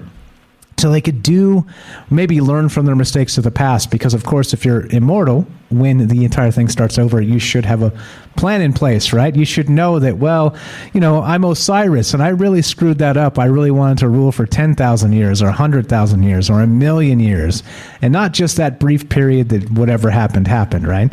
So who knows? I think this is a pretty interesting concept in that you drink a lot of the maybe juice and consider that maybe there is that duality of creation, in that maybe the universe is tipping on that point of the Big Bang itself, and is ready to break. And let's say the individuals that want this reality to start over profit and gain by breaking it now, all right, instead of waiting. And maybe that's what's going on here. What's going on? I hope everybody's doing well out there, and Happy New Year as we're talking about this and talking about all kinds of other stuff. What's up? Robert on Rockfin says, mathematically, nothing is zero and everything is infinity. So in mathematics, you can believe that there is nothing and everything and believe in both. And you're absolutely right. That's the way it is, right? Okay, so then, right? So now we're talking about immortality, and we're talking about this CERN stuff. And again, we are confident of making contact with the parallel universe this week. Out of this door might come something. And this is October 18th, 2020, when this came. And, well, I don't know. What might come out of this? What might actually walk out of this portal, right? Whatever's happening, okay? And again, remember, this is not all science fiction. This is all not just some wild conspiracy theory in the sense of...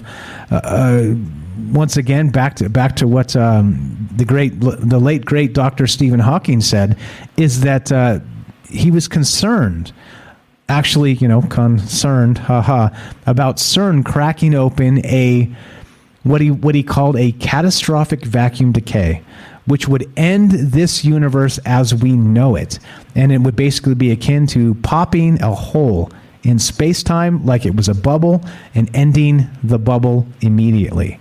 And so, well, is that what's happening here? And are there darker, let's say, entities? Like we've talked about the Archons before. We've talked about other entities like this. What about Osiris? What about maybe being immortal and in some sort of stasis? What about like the Superman and that movie, how they trapped those the three criminals back on Krypton in that glass pane of a singular dimension sort of thing where they couldn't get out? Maybe this is what's happened to these entities, and they can't escape, and they need a reset. They need well, the Great Reset, to actually begin again and take their place at the helm, at the beginning, at the front, at the forefront of whatever the next new iteration of this becomes. So I don't know. What are your thoughts? Like I said, is this too far out there? And I know this is troubled minds for crying out loud. So to me, there's no such thing as too far out there. As long as, I'm respectful and I'm not trying to stomp on all the religions and all the rest of this, I don't want to make people mad, right? That's not what this is about. This is about larger concepts of reality, larger concepts of maybe, larger concepts of, like Derek was saying when he called in, maybe it's these old ones. And whatever that Lovecraftian old one is that maybe does want the reset has been pinned out as part of the duality of creation, right? Maybe they're held apart from us intentionally because they would do harm to us on a universal scale. And, well, that would mean that the only thing they want is to get in, right? That would mean that instead of just doing their part and holding down their antimatter connection to this world, they would want to kick in the door somehow and become something here so that they could just set this whole reality ablaze and start over again. You tell me.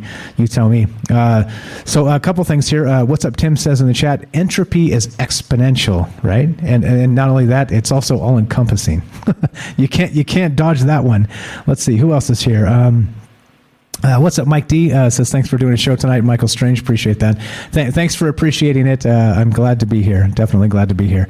Let's see. What else do we got?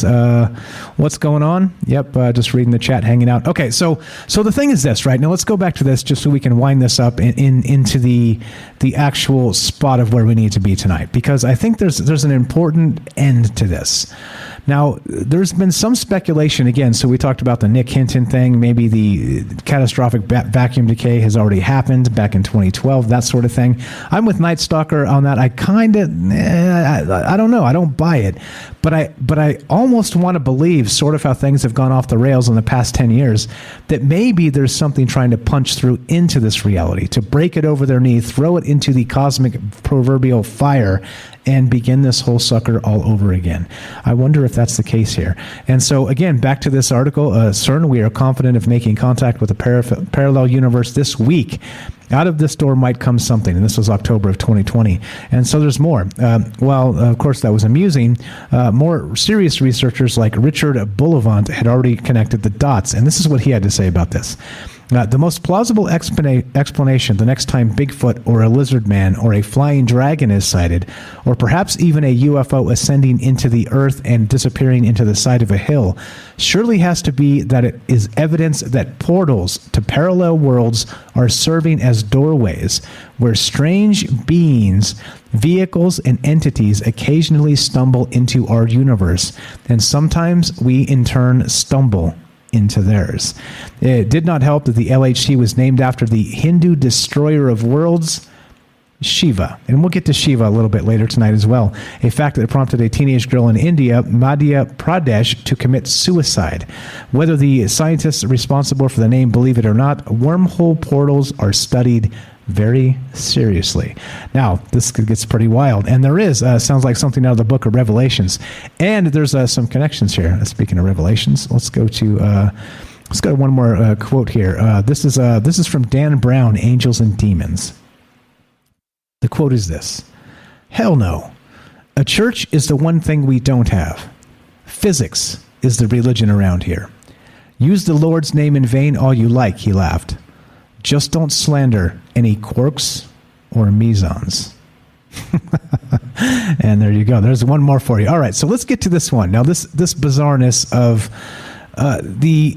okay, here we go. Let's go. This is from matrixrevealed.com, and they're talking about D-Wave quantum computer and CERN. But check this out. This is pretty wild. The ceremonies that have been secretly recorded at CERN show nothing less than all-out satanic rituals being performed. But hey, nothing to see here. Move along, right? Also, the opening ceremony at the Gotthard Tunnel, which was mentioned earlier in the chat there, is something straight out of a horror movie. I mean, good grief, the world has never witnessed such a spectacle of satanic satanic ritualistic behavior that has been present to the public. The elites were all on hand to enjoy and take part in this ceremony, which, for lack of a better description, is completely and utterly disturbing. And I haven't had a chance to watch that one myself, but I keep hearing that that's pretty wild, right? That's a pretty wild ceremony. So here we go. There's more here. Let's see. The Large Hadron Collider. Let me get to this part. This is the important part about all of this. The bringing back the old gods, the gods of old, right? That's what this is about. Let's see, where is it? Let's just go to this. One moment. Let me find the article. We'll get to some of the rest of this later tonight. Here we go. Okay, so this is Christina Lynn. This is the Times of Israel. She wrote a blog, and the headline is this: CERN, looking for God particle or opening portals of hell. And that seems interesting, no?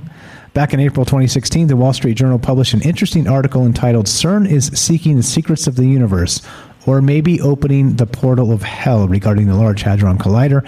And of course, we know this, much of the controversy was generated by an incident in 2016. On June 16, 2016, CERN began the AWAKE project to accelerate charged particles, and coincidentally, 10 days later, photographer Christopher Suarez put online a series of photos of the skies above CERN. Here's his tweet: "Friday night, a small supercell takes shape over Geneva." And if you look at this, it seems biblical. You look at the sky, and we're talking like dark, ominous, like there is no Dana, only Zool type situations for you guys that are old enough to remember Ghostbusters, right? Pretty wild stuff here. I mean, it looks like that. You get the dark cloud, kind of lightning bubbling out. It seems like it's, yeah. And they called it the AWAKE, right? The AWAKE project. Can you believe that? The Advanced Wakefield Experiment is what they're calling it, but it translates to the acronym AWAKE, AWAKE, right? So if you look at some of these photographs, again, all the links are always down below. You guys can check this stuff out, right? So the photos showed a strange cloud formation and electrical activities above the CERN complex. And this stirred a bit of a media frenzy about portals in the sky, in light of the fact that the Large Hadron Collider has detected many black holes while smashing these particles, like we were talking about, which could indicate parallel universes in extra dimensions. But not only that, right? It also will indicate, very much like Stephen Hawking was trying to say, that if you punch a hole at just the wrong time, we don't know what it is, right? Because this is over our heads as humans. Again, the hubris of humans. It's like you just keep poking something until it pops. And well, what happens when the thing that pops is our universe? You tell me. And so I don't know. Pretty wild stuff here. But again, it leads me back to the question of what is trying to come through this portal. They're describing literally in this, back to this, again, Nimrod, Osiris, the rest of this, something may come through dimensional doors at the Large Hadron Collider. And, people are making their jokes, attack of the hyperdimensional juggernaut men, things like this.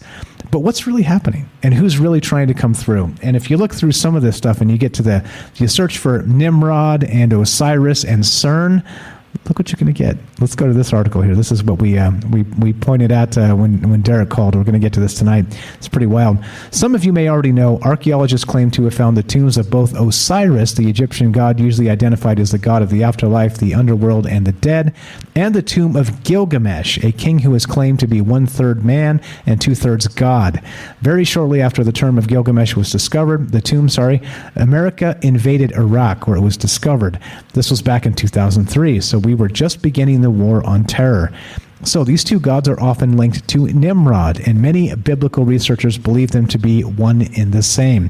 Is it possible these people actually existed and were men who were praised as gods? Is it possible that these men were influenced by the very same evil spirit that influenced Nimrod? If so, with the discoveries of these tombs and with the very rapid expansion and understanding of DNA cloning technologies we are currently developing, is it possible that whoever may have governance over these tombs could be holding back information, which is scarce, and could possibly be planning something larger? What if they want control over this demonic DNA? What if they want to use it for clones or for ejecting for somehow into somebody else? What if these so-called gods did have some type of demonic power, like the occult seems to have, and their DNA contains something occult followers would wish to possess? And that's the question here. So we talk about this, right? It always comes down to portals, doesn't it? And Lovecraftian old ones. But if this is the case, in this sense, that we have these entities maybe being cloned, and we've talked about this, maybe these pharaohs of old, again, Osiris, right? A god of the ancient days. Well, maybe wanted to come back. Wouldn't Osiris want his own vessel, his own body? Right? And isn't that why they spent all that time doing the mummification rituals, to get everything just so? Meaning that when the technology was finally available and Osiris himself was ready to kick in the door, the proverbial door from the void, he would have his very own human vessel with which he used 10,000 years ago. Or whatever the time frame is, however you want to do that or think about that. It seems pretty wild, doesn't it? It seems pretty wild, but I don't know. Like always, again, we're drinking some maybe juice on this show and just kind of considering, well, if this is what people are talking about in the conspiracy world, why is that? And do you think there are connections and links here? And in the end, should we be concerned, right, about CERN itself? Again, like I said, I keep citing this, and it's true. It's not all science fiction, in the sense that, of course, the late, great Stephen Hawking did say that there was a remote chance that CERN itself could cause a catastrophic vacuum decay and break our universe. And that's that. Call it a wrap. So I don't know. Again, is it too much? Is it too much maybe juice? Is it not enough maybe juice for you? I don't know. You guys tell me. That's what we're talking about tonight. And what's the show? Well, the show is about all kinds of stuff. CERN. It's about the universe resetting itself. It's about why that would be happening. It's about a whole lot of things. And so the question is for you, as we continue tonight, we're going to keep on trucking and talking about this, of course, as we run out of time here on The Fringe. The good news is, the bad news is we're done. The good news is, God willing, we're going to keep on trucking and do a third hour of Troubled Minds here. And I want to say Happy New Year to everybody. It's been quite a wild ride for Troubled Minds this year. And lots of amazing conversations. And we're going to keep talking about this stuff. We're going to keep punching and considering that you never know. You just never know. What's up, Derek says, no better way to end 2021 than by talking about the collapse of reality and awakening of Lovecraftian old ones from across the multiverse, right? Exactly. You may as well. If you're going to do it, you may as well do it in style. And that's what I'm talking about. So as we finish, like I said, thank you so much to everybody that's been part of this show this year. You know who you are, all the thoughtful folks in chat, all the thoughtful folks that call into the show, all the people who have supported this show on Patreon, supported this show on Rockfin, supported this show on Twitch, sent individual tips and donations, sent me nice things in the mail. I am blessed. I am so happy that you guys are enjoying these conversations. And Brian After Dark says the elder gods approve this topic. And there you go. I'm not trying to curry favor with the elder gods. I promise you that. But as we finish, that's the way this goes. Happy New Year to everybody. Thank you so much. Like I said, it's been an amazing year for Troubled Minds. And looking forward to 2022 because, as the world spins and turns and twists and contorts into, not even a flat earth, let's call it a pretzel earth, because that seems to be where we live. We're going to keep on talking about this stuff. We're going to keep on trucking and considering what the universe may actually have in store for us. And as we finish, I can't thank each and every one of you enough. Thank you to Joe Roop. Thank you to Ryan Gable on Fringe FM. Thank you to everybody out there listening and being a part of this. You guys are amazing. Thanks for hanging out with us. Happy New Year. Be safe. Do all the rest of those things. Take care of yourself so you can take care of others. And be sure, be strong, be true. If you're listening to us on the Fringe FM, stay tuned for a third hour. If you're listening to us on the Fringe FM, stay tuned for Joe Roop Lighting the Void. See how I did that on autopilot? If you're listening to us on any other platform, including the podcast feed, stay tuned for a third hour of Troubled Minds. And that's where I get to say it. Be sure, be strong, be true. Thank you for listening. From our Troubled Minds to yours, have a great night and Happy New Year.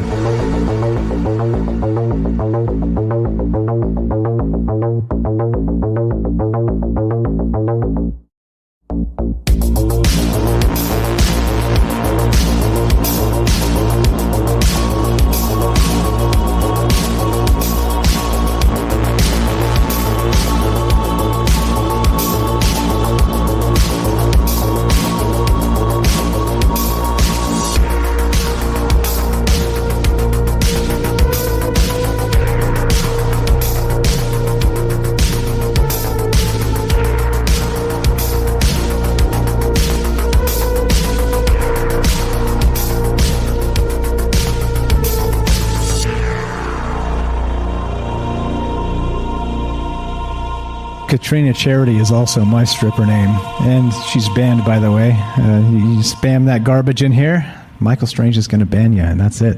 All right, so, well, pretzels aren't my dreams, but can I still get them online? Maybe. What's up, James? All right, so we are officially off the Fringe FM, and we're into the third hour of Troubled Minds. And Tam Bam, I will slander quarks. Hell yeah. What's going on, guys? Theoretical physics. What's happening, guys? Reading the chat, catching up with you. Third hour Trouble Minds coming up. If you guys want to be part of the show, we're still taking your phone calls. And I don't know, what do you think? Do you think there's something to these conspiracy theories regarding CERN? And not just CERN, well, what about maybe some sort of entity trying to break through and using its will to get us to actually make that thing happen, right? Be able to crack open that portal and bring in the old ones, and maybe literally, if it's catastrophic vacuum decay, then we're talking about reality starting over, right? We're talking about, they say that the Big Bang is a long cycle. Like, again, not like I always like to cite the Mayan calendar, the Baktuns and their long cycle, not 26,000 years or whatever the hell that is. We're talking trillions of years, right? That long cycle. And that eventually the universe must come to an end and it must begin again, right? It's got to have some sort of mechanism in place for rebirth, all right? And that's what we're talking about tonight. And if that's the case, all right, it's called the Big Crunch. And if it does have to end and recede back into the singularity, then it has to begin again. And so maybe we have lived this life again and again and again. And this is our 10th or 12th or 18th or 1,000th or a millionth iteration of this exact same existence. And, well, maybe we have latent memories. Maybe that's what deja vu is. Maybe we remember partially those other lives. Maybe, I don't know. Basically, we're just talking about all kinds of crazy stuff because that's what we do on this show, and considering the possibilities. And if your stripper name is Katrina Charity, I'm just kidding. We just banned her from the chat. That's what you get for spamming websites in the chat.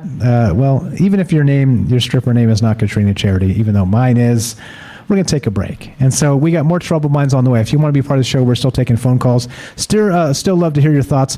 We can go off the rails again, as you know. That's why we do the third hour, to just kind of, if you want to call in and talk about whatever it is you want to do. It is the end. It is your final chance in 2021 to call in to a Troubled Mind show and talk to the fantastic folks out there and talk to myself, Michael Strange.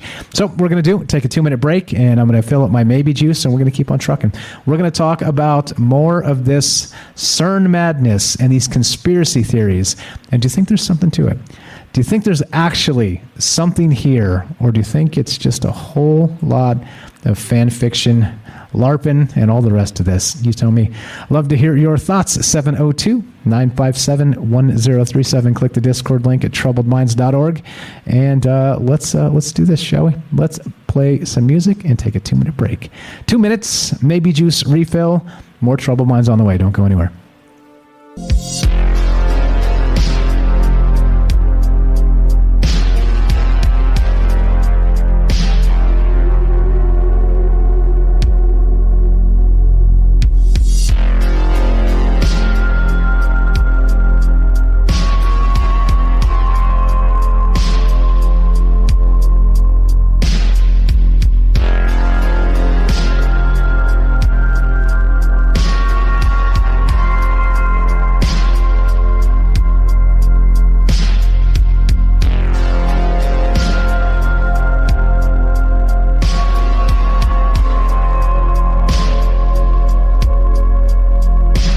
All right, welcome back to Troubled Minds. I'm your host, Michael Strange, and we're just hanging out, having a conversation with our friends.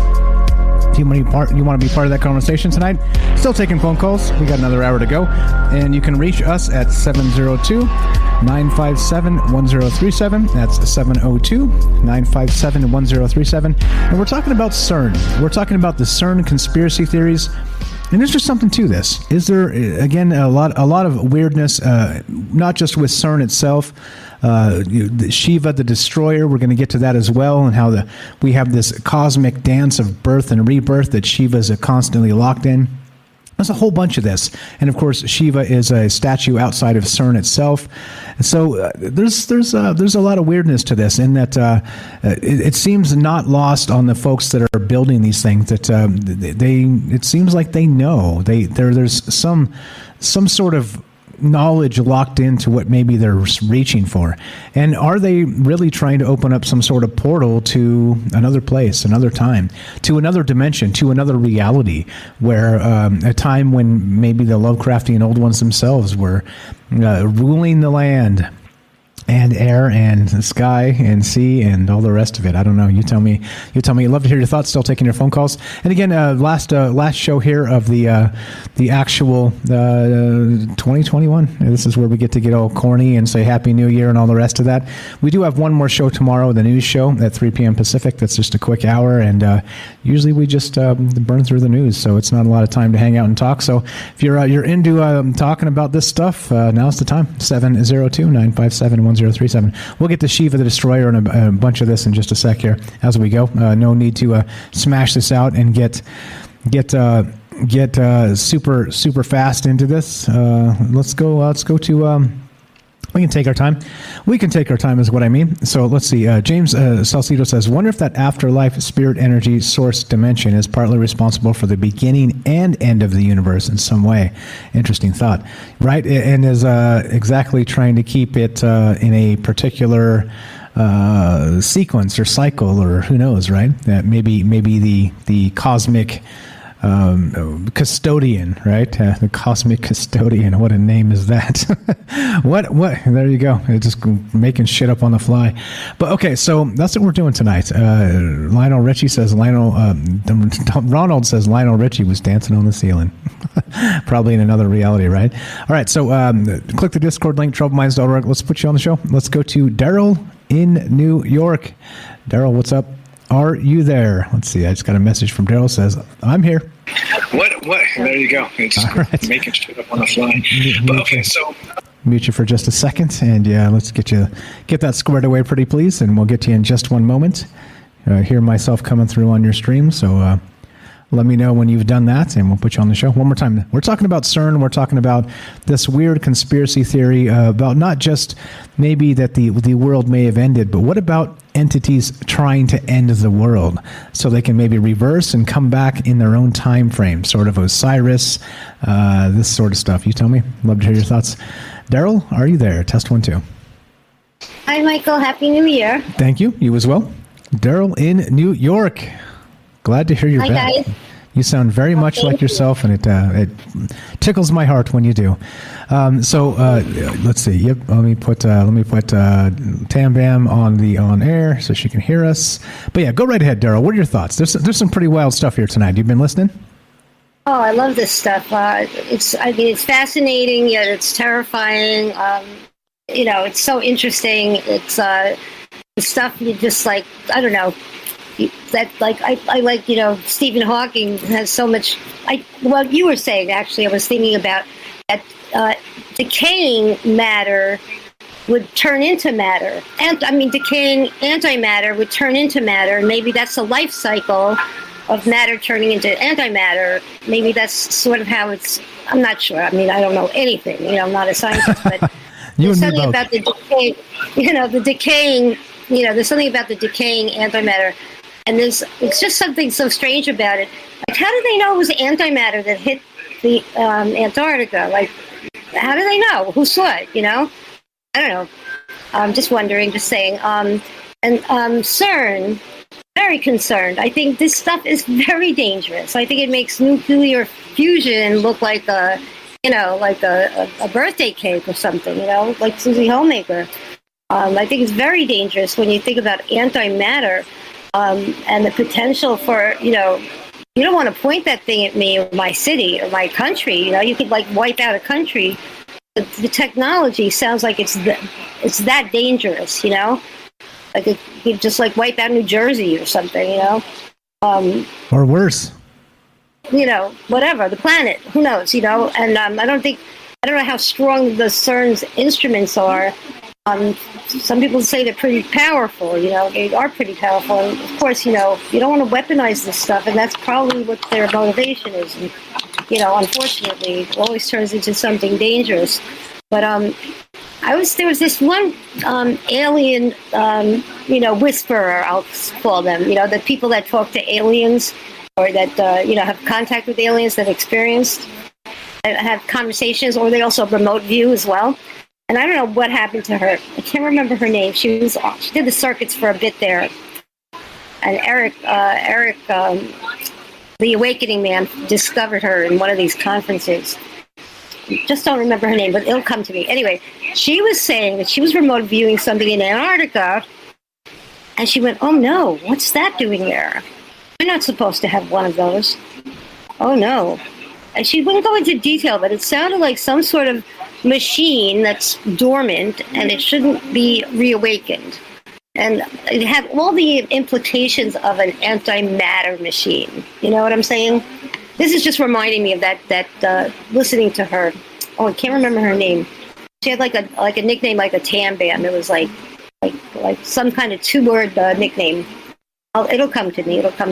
But anyway, she had a lot of truth bombs that she was setting off, and when she spoke, we well respected what she had to say. It was definitely original and full of enlightening, very enlightening. I'd love to locate those old episodes. She was on Twist. What do you call it? Shift Happens a lot. I'm gonna have to go back and look for her.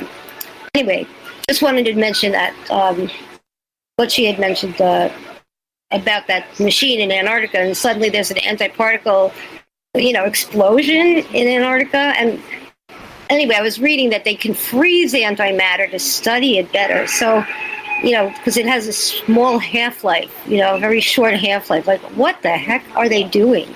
What are they playing with, It sounds kind of dangerous to me. It's something with gravity, and it's something that's, it's a lot bigger than my head. Yeah, and you think of the terms they use, right? The God particle, and this is what they're looking for, like this type of stuff, and that's the stuff that makes you raise an eyebrow, like, what does that exactly mean, right? And we've talked about this. Kelly out there, I'm not sure if he's out there tonight, but he's talking about the Higgs field all the time, and how it's like the particle in the field where things actually phase from energy into matter as they pass through this Higgs field. So if we're talking about creation and we're talking about matter itself, where does it come from? Does this energy dip through maybe this antimatter world and become matter through this Higgs field? And wouldn't that be the God particle itself, some sort of creation of matter in a, I don't know, scientific way? It's pretty wild. It's pretty wild. It's wild. That's crazy. That's amazing. Yeah. I mean, there's something about it that's, and energy can never be depleted or destroyed, as they say, so it's just like a life cycle of matter, and we should not maybe mess around with it, let nature take its course. Like, the only thing that it's not found in nature is our manipulation of nature, and how we over-manipulate stuff that we shouldn't be messing with, This is probably one of them, Just don't make me swallow one. Yeah, right. Exactly. It's so have you heard some of these conspiracy theories we're talking about tonight regarding CERN, with not just maybe the Nick Hinton one where we had back in 2012, the world did end, and we're in some bizarro secondary world or spin-off. Have you heard of that? And what is your thought on that? Well, I don't know. There's all parallel universes and different timelines, and maybe in a different timeline, the world did end, and somehow, maybe somebody's manipulating time with time machines, and we kind of missed that timeline, by the skin of our teeth, and maybe we shouldn't be messing with the timelines. Maybe we're not going to be successful next time. I don't know. I don't know. I don't feel it's natural to be manipulating space-time God particles. Maybe we should let nature, take its course sometimes. But I think it's possible. I think everything's possible. But sometimes somebody was mentioning once on one of these shows, like if you ever notice things that are not there somehow, like in New York, it happens a lot. Businesses are gone in a day, or like you'll remember a building was standing there, and then the next day it's gone. And they were pointing stuff out like that, and they were making me more aware of my environment.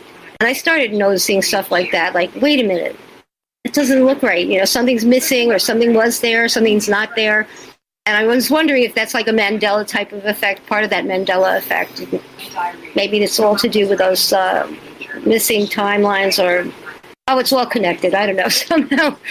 Somehow I think they're all connected in a way.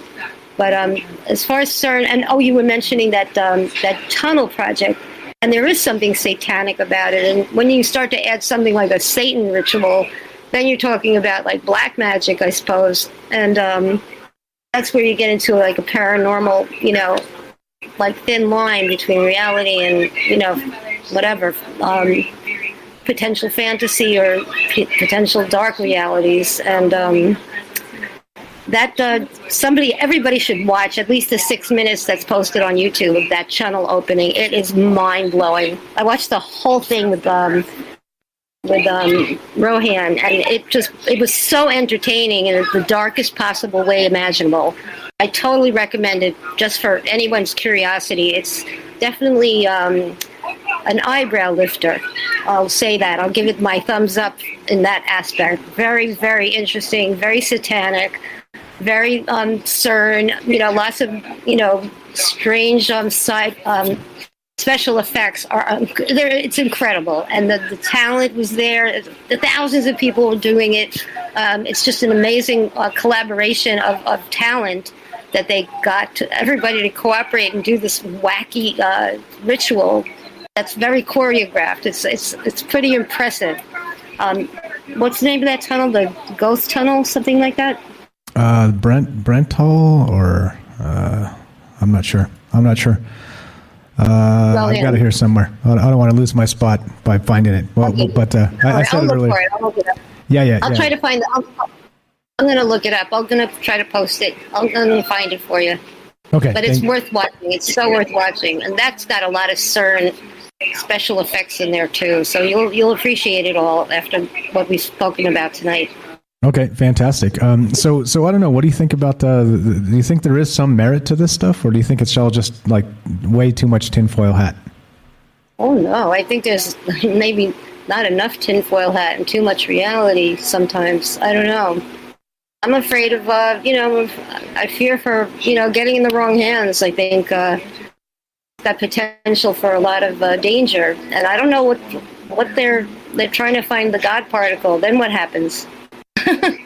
Or are we trying to play God too much? I think, I don't know. I don't want to be negative and say, don't play God, but, hey, leave that up to God. Yeah, right. I don't know. Like human hubris, right? You imagine if you inadvertently open the realm of God. How would you deal with his wrath, right? Probably not well. I would think not well. The Gotthard Tunnel. That's what. Gotthard. See, Gotthard Tunnel. Yep. Yeah. So you think there is something to this? You think there's maybe we're causing unnecessary issues?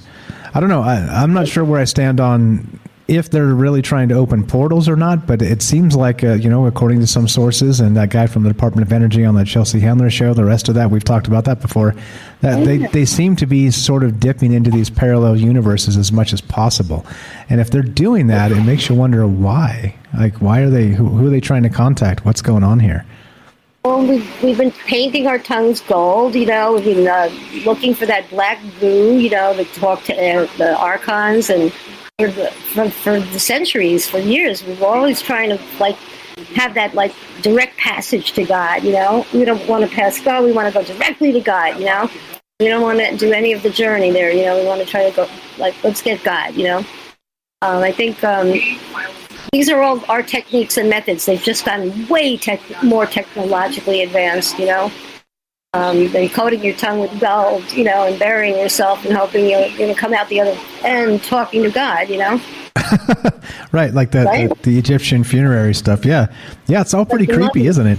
And it all hints at that immortality cycle, in that maybe they do want to come back. Maybe they want to, mortal rule is not good enough, right? The true immortality is in the resurrection, right? And I don't want to make it biblical or anything, but you see what I said there. It's the biggest question we all have. Let's face it. That's the biggest question. It's the one we can't answer. And what happens when we die? I don't think anyone can have a bigger question than that, And that's the major question of the year, I think. Exactly right. Exactly right. Yep. So that's it. So for thoughts of a new year, for prosperous new year, and hope we all come back in the next world, and you're going to be listening to you on a podcast somewhere on the other side. All right. We're in no rush, though. No rush to get there. No hurry. Not trying to spin off the mortal coil just yet. We're all good right here. Nice and cozy in this house, and the bunker's nice and warm. The heater's on. I got no problems. Nothing to complain about. I got all these amazing friends that love to talk about amazing things. So no complaints out of me. Happy New Year to you as well, Daryl. Thanks for hanging out. Thanks for being part of this, and I appreciate you very much. Thank you. You too. We all appreciate you so much, Michael. You've been the greatest. It's been a great year, and here's to many more. Thank you very much. Always a pleasure.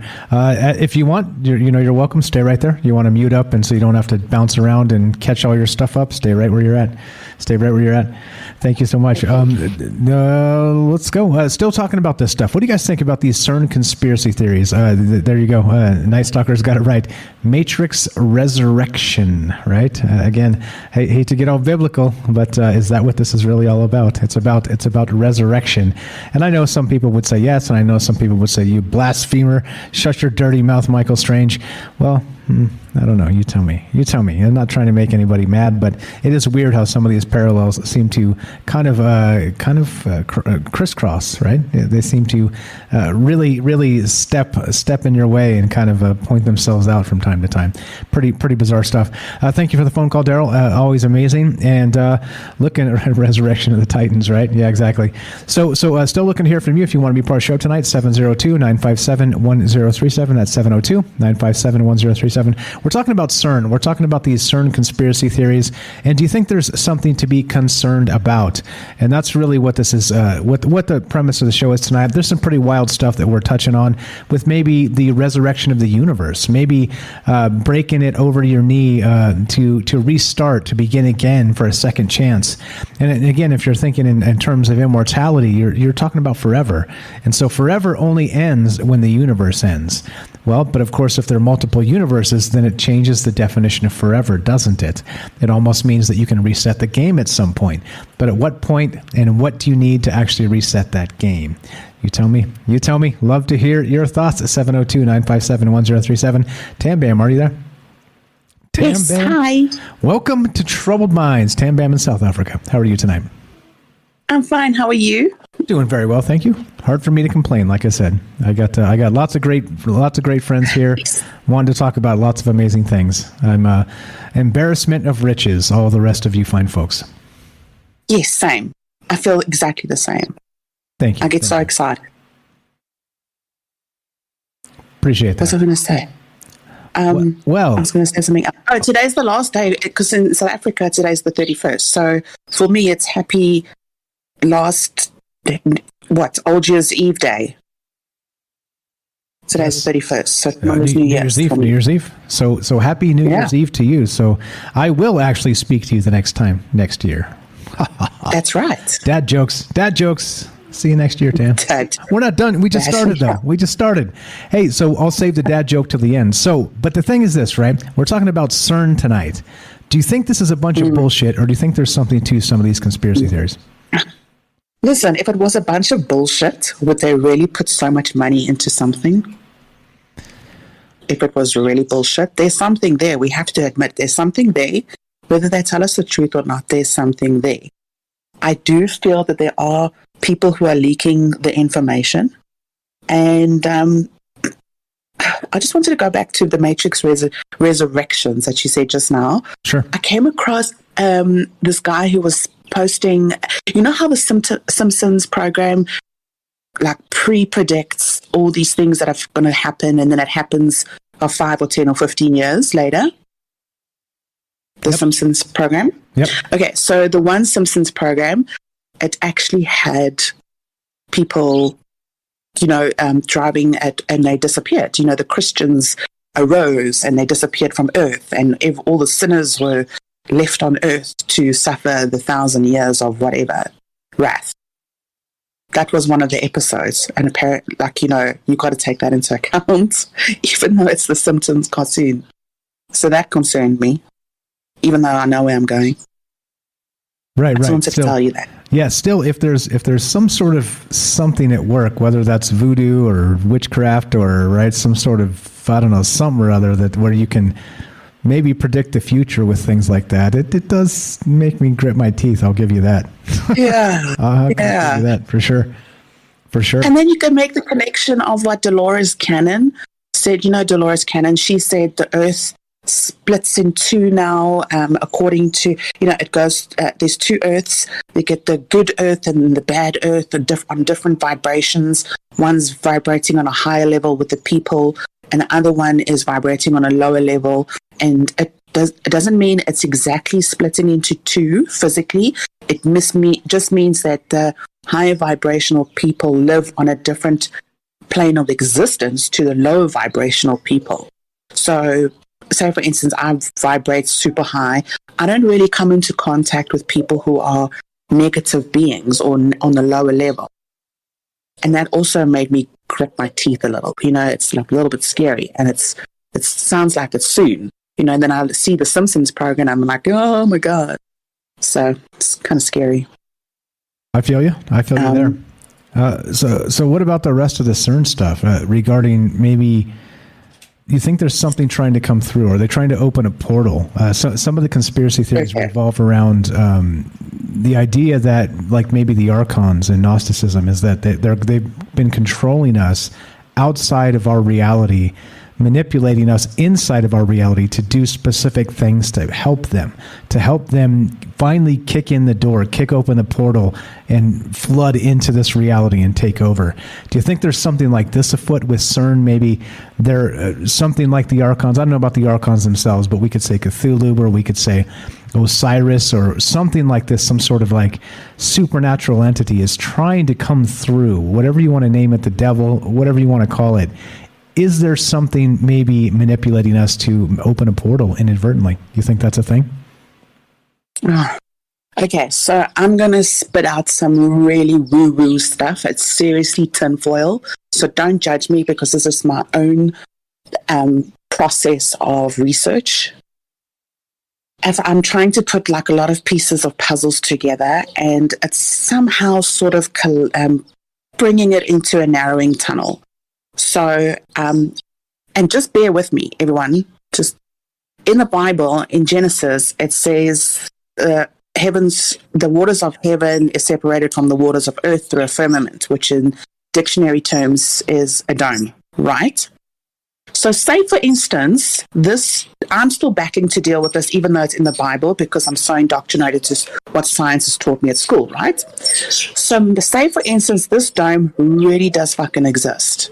Okay, and then we have the story, and it's there, right? Then we have the story of Admiral Byrd going to inner Earth, or going deeper and finding the inner Earth beings, and there are magical beings there, and there are actually godlike beings there. There's Atlanteans, there's different races, there are Acturians, there's all sorts, right? And those beings have come back in 100,000 years back into the past. They've come up, and they actually help build the pyramids. And then because Admiral Byrd also said he saw flying saucers, and those flying saucers, that was their means of transport. What if the CERN Hadron Collider is actually a place where they're trying to create a portal to another world, where it is another non-water world, say for instance, space is water. So they're going to another non-water world where there's oxygen or whatever gas they breathe, and that is the portals. So they actually can't get through the firmament, and the moon landing was a lie, say for instance, and that's what they're doing. And this is how the beings of other worlds are actually penetrating through our reality and mixing through our races. Okay, so that there's no real way to fly there because we are protected somehow by this firmament, but they're using basically like we're talking like Stargate SG-1. Have you ever seen that series? That's yes. pretty wild. Where they're jumping through these all portals. My conspiracy. Awesome. That's a great series. Halfway through season 5, and I'm enjoying it very much. Isn't it interesting too that in a Stargate SG-1 with the portals and the Stargates and all the rest of the stuff going on, that they also have by the way, that fits into this conspiracy as well, Osiris. Right? And some of these ancient Egyptian gods that are immortal in the sense that they were powerful when they were worshipped, and in this case, they're alien surrogates and the rest of that. But they're also trying to bring about their new reign back on Earth, right? Right. So, these entities or these beings below Earth with their flying saucers, that has been confirmed, and there's actually history and documentation about this. So not just from Admiral Byrd, but other people, military people as well. They actually are very concerned with the human race and the atomic bomb. And I don't know if you've seen, I'm sure you have because you know everything, some of the UFOs who have been shooting down the atomic bombs back in the day. The bombs or the H-bombs or whatever that have been shooting these bombs down. There's footage of this. They don't like because they're concerned for the human race, because they actually eventually want to, once we ascend to a higher vibration, it sounds so crazy when I say it out loud. They want to ascend to... No, you're fine. You're fine. Laughing at myself. You're amongst friends, Tam. You're fine. Yeah. Well, let's see after this conversation. Okay, so all right. I'm still saying to my dad jokes, so you may be the one to defriend me. So go ahead. Okay, so humans are just waiting for humans to ascend to a higher vibration, whether it's fifth dimension or whatever they call it. And they're shooting down all the bombs and the negativity, and they want to resurface and help us again. Just like they did back in the old days, now listen to me, where the Indians, where they have the gods with the 8 arms, the blue one, and whatever they worship there. Shiva. And the Shiva and Kali, yes. That, and then also the Egyptian gods with the different faces, like and then Ra and whatever. Yep. The head of the falcon, the head of the dog. Yep. I'm with you. Correct. 'Cause I can't think. So they want to come back and help us again. They want to be with us again with the good ones, right? So the bad ones would be, Ash's people, the reptilians, who just want control and who are already here just trying to get control. And the aim is to actually get rid of them and to ascend the Earth humans back into a one consciousness instead of the segregation we're having at the moment and the unnecessary fighting we have at the moment. Okay, so you think maybe that it's them trying to come back to help, not to actually harm or take over again. They actually want to be with us to help us again, to maybe lead us down whatever righteous path we used to have, something like that. Yeah, I think it's like I said, it's so tinfoil hat. I'm like really pulling here, but it kind of seems everything I seem to research, especially this week, seems to congregate to and point to one direction, and that is hollow earth theory. I'm not kidding. Like everything I just seem to research just goes there, and then all these things, these beings that are under earth. I mean, every civilization has good and bad, right? It's all about intention, and I also think this is why the CERN Hadron Collider is in Switzerland, because everyone everybody loves Switzerland. If you don't love Switzerland, you're a racist. Well, they're impartial because Switzerland, you neither here nor there, you're neither left or right, right? So that's why it sits in Switzerland. Right, of course. I was just making a bad joke. But yeah. See, I told you were going to unfriend me on Facebook. You're going to be the one. It's going to be you, not me. Tam Bam, I'm sorry, it's you. It's not me. I'm just kidding. I'm just kidding. All right. So I love it. I love where you're headed. Continue, please. Okay. So that is what I've been researching. Then I heard that Elon Musk has a little bit of a theory going on. Okay, this might be really teetering on the woo-woo, but apparently he said, I can't even say it.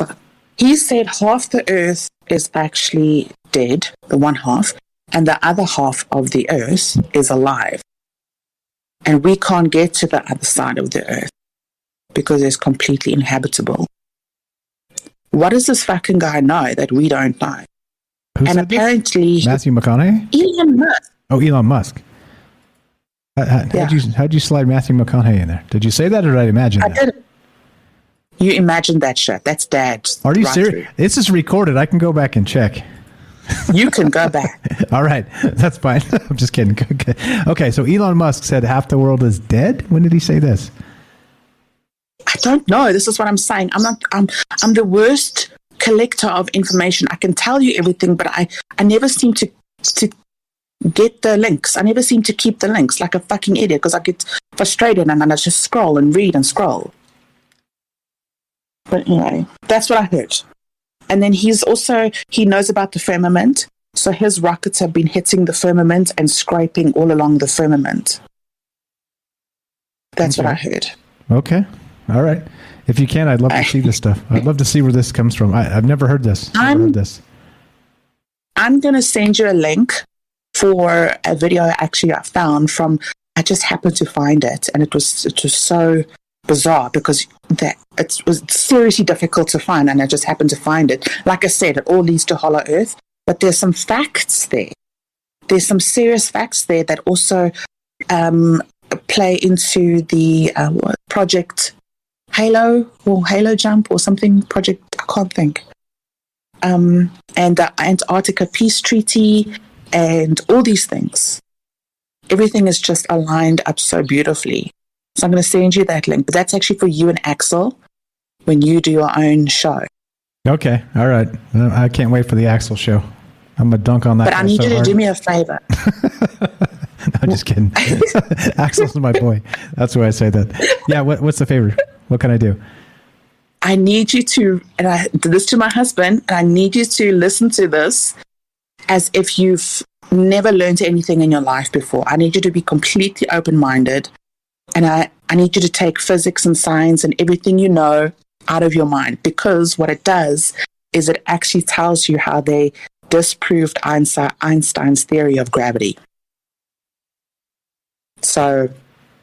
Okay. Yeah. There's some contention still with gravity and the rest of that because the dark matter and the whole thing, and we still don't understand. Like in small doses, we get it, but in larger cosmological, what would you say? Spaces in large scales, gravity still baffles us. But yeah, so yeah, I'm with you. I got it. I can do that. I can drink some maybe juice on that for sure. A serious maybe juice. You have to try and do that because nowadays we can't rule out the impossible. Every time we say it's impossible, we cannot say that anymore. I don't think we should. The impossibility of everything, it doesn't exist. We really have to be seriously open-minded to anything and everything. I mean, you know what I'm doing at the moment? Because I'm on holiday. And I know it sounds fucking ridiculous, but I've been wanting to try this forever, is telekinesis. Nice. Don't judge me. No. Hey, when you figure it out, can you please let me be the first to know? I want to know. I don't disbelieve it can. I think again, right? We talked about the power of the human mind quite a lot on this show. So why not? Why not? If you can figure that shit out, Tam, why figure anything else out? You're just like, hey, I'll get my own coffee, thanks. Wave your hand. Yeah, let me know. Okay. I'd love to know if you get any traction with that. I would be very, very tickled if you would share with us. It's gonna take a long time, but I seem to be really dedicated at the moment. Okay. I might lose traction, but I'll get back to it. Okay. All right. Go get it. All right. So everybody in the chat's saying she definitely said Elon. But I did hear Elon, but I swear you said Matthew McConaughey somewhere in there. And apparently you didn't. The chat's giving it to me, saying you didn't say anything of the sort. Those are my people. So I hear some. Apparently I dipped into an alternate universe for a second while you were talking to me. Don't even lie. You know what I learned the other day? No, I swear I heard you say Matthew McConaughey. Yo. That's so bizarre. Yeah. Okay. So they say when you go into another room and you forget why you're there, you actually dipped into another parallel universe because you forgot why you were there. Yeah, right. Or the other one is the that's when the alien erased your memory because they didn't want you to remember them. They did the Men in Black like boop. And you're like, shit, where am I? With the neuralizer. Yeah, exactly. Yeah, I don't know. I don't have any answers here. I know that you're in the same boat, just trying to punch up and get some answers as well. Tam, you were the best. Thank you so much for spending your time with us and all your great energy and all your beautiful laughter. And it's just it's so good to get together and just talk and laugh, isn't it? Thank you so much. Yes, I love laughing. I have to laugh every day. Absolutely. Every day. Add it to the list. Put it on your list, guys. Make sure you laugh every day. It definitely makes the world go around. 100%. 100%. Yeah. All right. Great stuff. Appreciate it, Tam. Anything else you got for us tonight? Yes, but I'm just gonna wait until because I'm sure there's other callers. And Let's find out. I haven't checked. Let's check it. Let me see. Anybody else out there? This is your final chance in 2021 to be on Troubled Minds. So we got Rohan. You want to hang tight and we'll go to Rohan and then come back to you? Yes, of course. He's brilliant. Yes, of course. Okay. All right. So stay right where you're at, Tam Bam. We'll get back with you in just one moment. Still taking your phone calls, guys. It is the end of the year, Troubled Minds. And as you know, when it gets to Thursday night, it seems a lot like Friday night to me because we don't do Friday shows. So I'm in no hurry to end this. So if you want to be part of the program, part of the show, part of the conversation, part of whatever you want to call it, I just like to call it a conversation. It just seems weird if you do that. 702-957-1037, troubledminds.org. Click the Discord link. We're here with our good friend Daryl, our good friend Tam Bam, and of course, our good friend, the famous Liam Martin, the mighty Rohan. Welcome to Troubled Minds, my friend. How are you tonight? So, brother, how you doing? Boom. The show, man. Thank you. I'm doing well. You guys are fantastic with you guys are all like radio pros now, right? And you like slide on in there and then I say your name and then boom, you unmute and you're in. You guys are all over this. Bam! We're getting free training. Free training, really. We all feel like we should have paid you $100 or something. The bill's in the mail, sir. And we got an invoice. That's why I'm always on the move. Gotcha. And I hate to tell you, it's not $100. Anyway, go ahead. All jokes aside, nobody's getting any bills. So what do you think about all this crazy stuff we're talking about, all the CERN shit? And I know I hit you up a little bit before we started tonight with some of the CERN stuff. Have you? I know you've probably heard of this and looked into some of these conspiracies. From what you heard tonight, do you think there's something here, or do you think this is just a load of bullshit? No, there's loads of stuff here. There's tons of stuff here. You got to, we'll think of it from this angle, cost. This is the most expensive machine ever built. And it's not only the most, by far, by a long way, it's the most expensive thing ever made, right? They're constantly adding to it, at the cost of loads and loads more millions, right? And it don't work like anything else. Do you know what I'm saying? It's doing completely different things, isn't it? In terms of what's possible with physics. Do you know what I'm saying? And combine that with D-wave computing, quantum computing, that's literally extracting resources from other dimensions because it's doing calculations elsewhere. Do you know what I'm saying? So these two things together, it will run a whole new level Do you know what I'm saying? Like the difference between kinetic weapons and then we're starting to get energy weapons now, aren't we? Like sound weapons and microwave weapons and who knows what else. It's a different game. Yeah, it seems like there's something to this in terms of kicking open a door to the other side, whatever the other side is. For sure, I can see that. And again, right, we had like serious people have suggested, again, back to that, what's that? Vacuum decay, catastrophic vacuum decay from Stephen Hawking. Like actually serious people have said, well, what CERN's doing is super cool, but it could be seriously super dangerous, because what does happen when you kick open the portal? What happens when you open it, right? Is it stable? Is it not? Is it going to just destroy us in an instant? Is it like some have suggested, it's like, you kick it open and it's like the gates of hell and like all the demons just come fleeing out of there, like, thank God we're finally free, And, well, sorry to put God in the same sentence as demons, that seemed wrong, but you know what I mean? Like they're free to, well, it's sort of like Ghostbusters, back to the Ghostbusters, right? There's no Dana, only Zool. They kick the portal open, Zool comes in, and all the ghosts come with them. They're pretty wild, right? Yeah, like if you, I suppose it's like anything. If you don't know what you're up against, like the boy in the dam, puts his finger in the dam. The Amsterdam boy. There's a famous thing of it. There's a dike got a hole in it, so the boy walks past, puts his finger in it to plug the leak until someone can come and fix it. Right, and it's like, well, if you know what that is? It's water being held back to reclaim land, right? But when you're dealing with stuff and you don't know what it is that what you don't know what the water is? You don't necessarily know what you're dealing with. So I get that. That's the potential danger. But the thing for us is why it can be dangerous is, like I've mentioned in the chat, when it came to atom bombs and hydrogen bombs.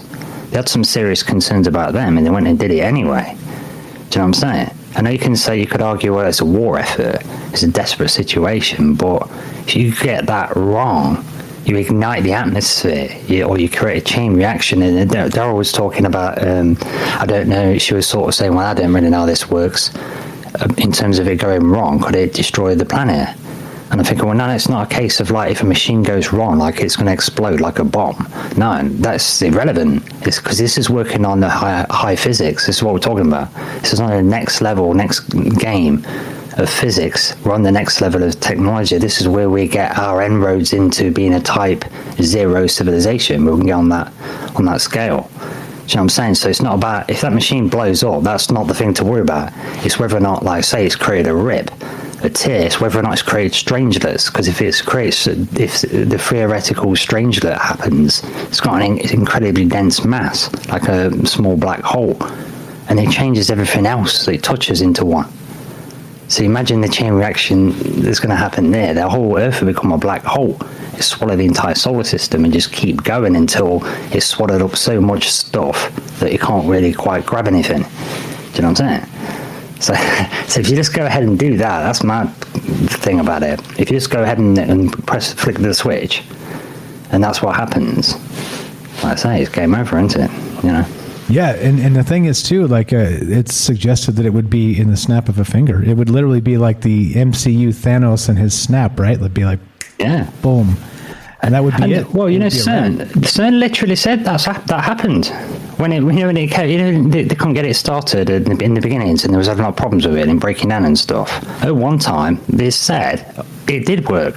I don't know if it's just arrogance or whether they mean this or what, but they said, oh, no, it's not that it didn't work. It did work.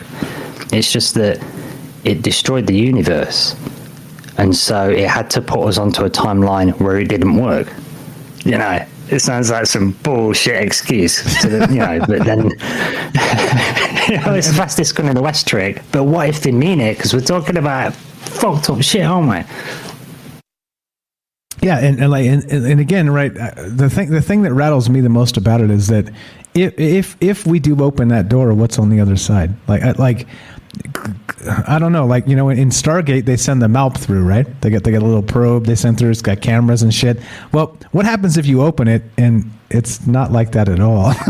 And they're waiting. They've been waiting, and they know where it's going to open, and there's like a legion, right? I use that term intentionally. Yeah. Do you remember? Did you ever used to watch Star Trek? Did you used to watch Star Trek Voyager? I never saw Voyager. You've seen that? Nope. Well, in Voyager, it fits in nicely with this, actually. There was so the concept to them is they've been propelled. This is a science ship that's been propelled really, really far away, and so they're on a voyage trying to get back home, and it's going to take them like even in top speed, it's going to take them 100 years or whatever. So they're trying to find shortcut ways to get back, and they come across the Borg. They're in Borg space, right? So they end up, being able to use some of their technology to get home, whatever. But the reason they end up working in the Borg, because you'd never want to work with them, right? But they end up appealing to the Borg, because the Borg have got an enemy that they can't defeat, right? And the reason they can't beat them is because they can't be assimilated. And the reason they can't be assimilated is because the Borg have started using a kind of in-between subspace that's like a completely different type of universe. And it's the entire universe is like a kind of liquid. Do you know what I'm saying? And then it pulls this species in that they can't like assimilate. And these species are really intelligent. They've got some like incredibly advanced genetics. Do you know what I mean? So it's like, well, what's going on there? Like say, I really liked the way they presented that in the Star Trek Voyager show. It's species 8472 it was, if you want to look it up.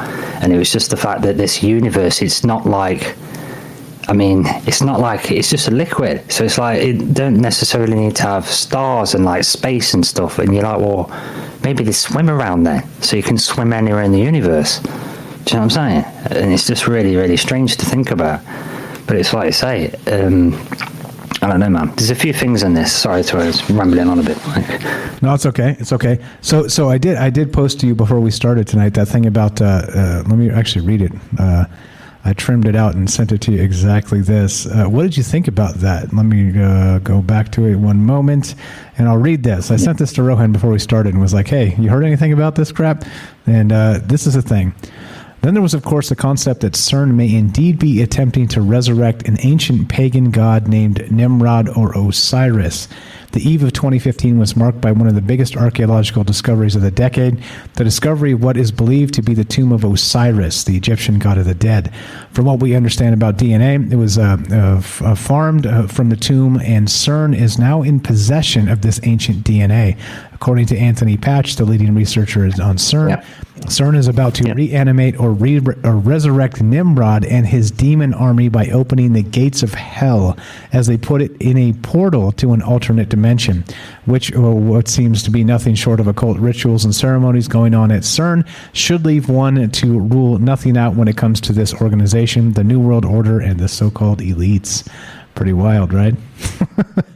Oh, you want to go there, do you, Michael? Why not? Let's go there. Why not? Why not? What did you think? Well, all right, then. When you read that, did you do the Macaulay Culkin and put your hands on your face and go, ah? No, I put my arms in the air more like, yay, thanks. At last. At last. Someone's talking, okay. Finally, we're here. There we go. All right, so what do you think about that? Finally. Well, I thought, there you go, go for it. Go for it. This is the thing. Right, you find they tell us these ancient civilizations and myth and this, that, and the other, and there's no such thing as telekinesis and mind reading, but then they're spending millions researching this stuff, spending decades carrying on doing their experimentation. The CIA had a remote viewing program in the 70s. Even Robert Monroe, the first guy that was writing about this stuff, tried to visit Canada, and he had like astral bodyguards. Do you know what I'm saying? They're totally on this business. Okay, so Gulf War, right? Saddam Hussein, who's been funded and built up by the West, right, is then the bad guy. He's a fascist dictator, whatever. But that comes straight after him uncovering the city of, was it Uruk, or was it? Ancient city of Uruk, yeah? Yep. It's supposed to be a myth. Finds it, right? Finds the grave of Gilgamesh, and as you mentioned, which I'm really glad you mentioned, supposed to be at least 1/3 alien. So you're going to want the DNA, aren't you? Do you know what I'm saying? And I think that's what a lot of that was about, and I think that's what, when you're saying weapons of mass destruction, I think it was probably true was it in some way. A Stargate. Yeah, Was either a the weapon of Stargate or mass the DNA. The DNA can be considered a weapon, can't it? You know, potentially. Right. So it's national security shit, right? So if you've then got CERN, and like you say, this trying to Nimrod, well, that in my mind, I'm harking back to Aleister Crowley, okay, mentioning rituals, and they're trying to create a tulpa, a golem, and irradiating it with a nuclear bomb. You know what I'm saying? Yep. So they're doing that ritual stuff, and he's supposed to have gone out there, opened up a portal, got some really crazy stuff going on, irradiate this golem, you know, and that's and Abramovich is doing it, you know, the artist. She's making tulpas and calling it art, and she says herself it's art when it's in public, and at home it's a ritual. You know what I'm saying? The spirit. They're all telling cooking. us. Spirit cooking, right? Yeah, spirit cooking. Yeah. Yeah. Also remember too, right around the time just before, just after all that shit went down in the Iraq War, and they discovered the lost city of Ur, like you said, Saddam Hussein declared himself the Nebuchadnezzar, the reincarnation of Nebuchadnezzar. Like, what the fuck? Yeah, I know you can't make this shit up, can you? Yeah, you totally can't. You totally can't.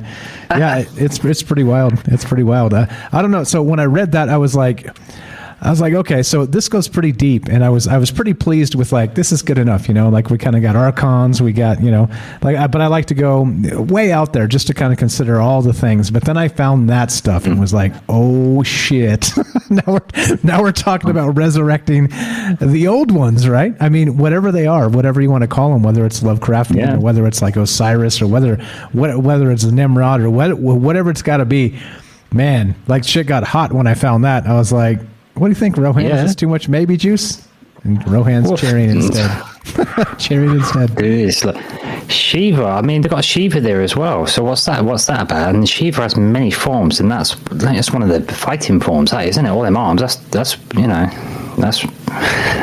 Do you know what I'm saying? Yeah, and while we're on that, I got to add what's this. The symbolism in? What's your intention?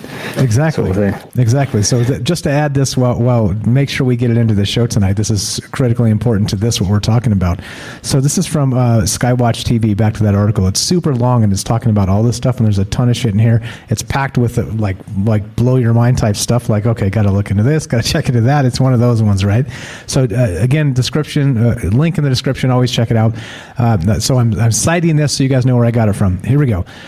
So they're talking about CERN itself. This is intertwined. This intertwined and sometimes antagonistic relationship is similar to that of Shiva and Kali, right? And we've talked about the duality of creation, the whole thing.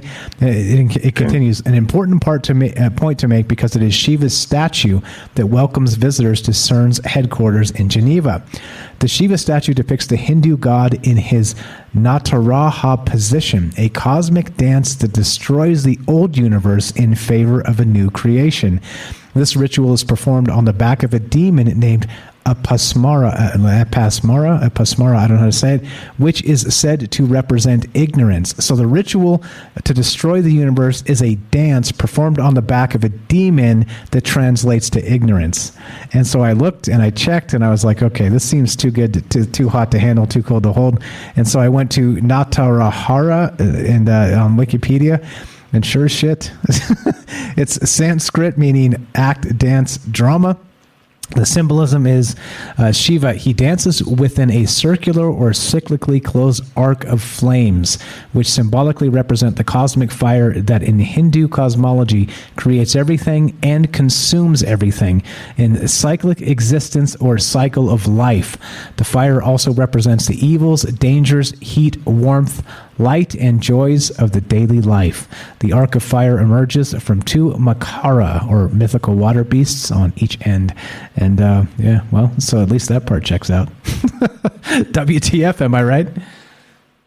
Yeah, exactly. So this is the thing. You know, you got this symbolism in there, and it's coming from, you know, ancient Sanskrit. Right, that's like oldest writings. That's on top. You know what I'm saying? It's always links. You connect these dots together, and then it starts to become apparent that we're kind of reenacting stuff from the past. And it's not just, you know, a slow Wednesday on a march on some random year. You know, they're picking prominent characters in history doing epic stuff. They're picking gods and stuff, aren't they, to emulate and do stuff and build things the same. And it's like this whole thing's been a ritual the whole time, it seems to me. And I think it's the name of the game has all been about, especially now in the information age. I think the name of the game is keep all the goods to yourself, and to keep all the goodies to yourself, and don't let the more exclusive you can make it, the more power you can seem to derive because of that knowledge. Knowledge is power, isn't it? And because it lets you apply other things, and this is out there, sort of pretty far out stuff. You know what I'm saying? But if it's reachable for humanity, then we should all have our hands on the wheel, right? You would hope so. At least considering the possibility. As always, right? Just considering the possibility. Mm-hmm. Amazing stuff. What happened with you in 2021, Rohan? Did you do anything new? No. I took a bit of a break towards the end of this year, just getting started for the new year. Yeah, just because I had a few health problems this year, but they started getting better and starting healing up. So yeah, I'm raring to go. So I had a bit of a quiet Christmas this year, but I'm not much of a Christmas person, really, to be honest. Yeah, that doesn't surprise me. Nor am I. I play along, but it's not my thing. But I do enjoy that people get together and want to hang out and have a good time around Christmas. But okay, but what I meant to ask, I've got a new Christmas concept. Actually, I've got a new Christmas concept for you. Okay, sure. I ran it by someone. It was I thought, because what bothers me about Christmas is this kind of mad rush to sort of buy presents and give them to people, and some of it becomes a bit of a social thing, and a bit of status thing almost, and it's like gets expensive. And I thought what we should really be doing, this is probably what you're supposed to do, is every year we should all hang out and do what we normally do with food and drink and have fun and get together. But instead of going crazy on presents, we should just get ourselves a present, right? And tell everybody, and then we're still sharing food, we're still doing Christmas, being festive, but we're telling each other what we did to love ourselves for this year. Do you know what I'm saying? And then it's kind of like everybody's happy, and there's no kind of messing about. I just thought it was an interesting idea, so I'm going to. Isn't that Thanksgiving though? Well, I don't know. Because I think of Thanksgiving as being having a good meal and thinking food. Yeah, Thanksgiving, yeah, I suppose. Yeah, because I'm trying to do that all the time. But I think if you're going to mark something, rather than making it a big money maker, if you're not going to do the church thing, don't. You know what I mean? It's all the money thing. It's all the commercialism that bothers me. I'm just trying to think of a way to make it, to flip it. Yeah, but we can say the same about Valentine's Day. I mean, you're supposed to love your partner every day and do something great for them all the time, but they commercialize Valentine's Day to a point where you're obligated to do something special because to portray your love. I mean, it's what garbage. I mean, Christmas is for Christians who want to be in the remembrance or do a remembrance of the birth of Jesus Christ. I mean, that is really it. But obviously they're going to bastardize the whole thing and create this whole socialist status, like you said, of buying elaborate gifts, which, by the way, hurt the earth, because I just found out that fucking toys are non-recyclable, those ridiculous plastics, which drives me mad. And you can't do anything, and the kids play with it for 5 seconds and it's done. So it's like, what the fuck is the point? So I think you're onto something. What did you do for yourself? Do something for yourself. What are you thankful for? It's like, yeah, it's cool. Yeah, I agree. I don't know. It's a weird thing to me buying adults gifts because and I do because there's like social pressures and all the rest of this stuff. But I don't want any. Like don't give me jack shit for Christmas. You know what I mean? I don't like. I'm not 10 years old anymore. I'm not 10. If I was 10 and you didn't bring me something for Christmas, I was upset. And I'll tell you, when I was 10 and I was upset, make sure you make it special for the kids, and that's that. And like Tam Bam said, don't buy like the plastic Thomas the Train that you can't recycle, for crying out loud.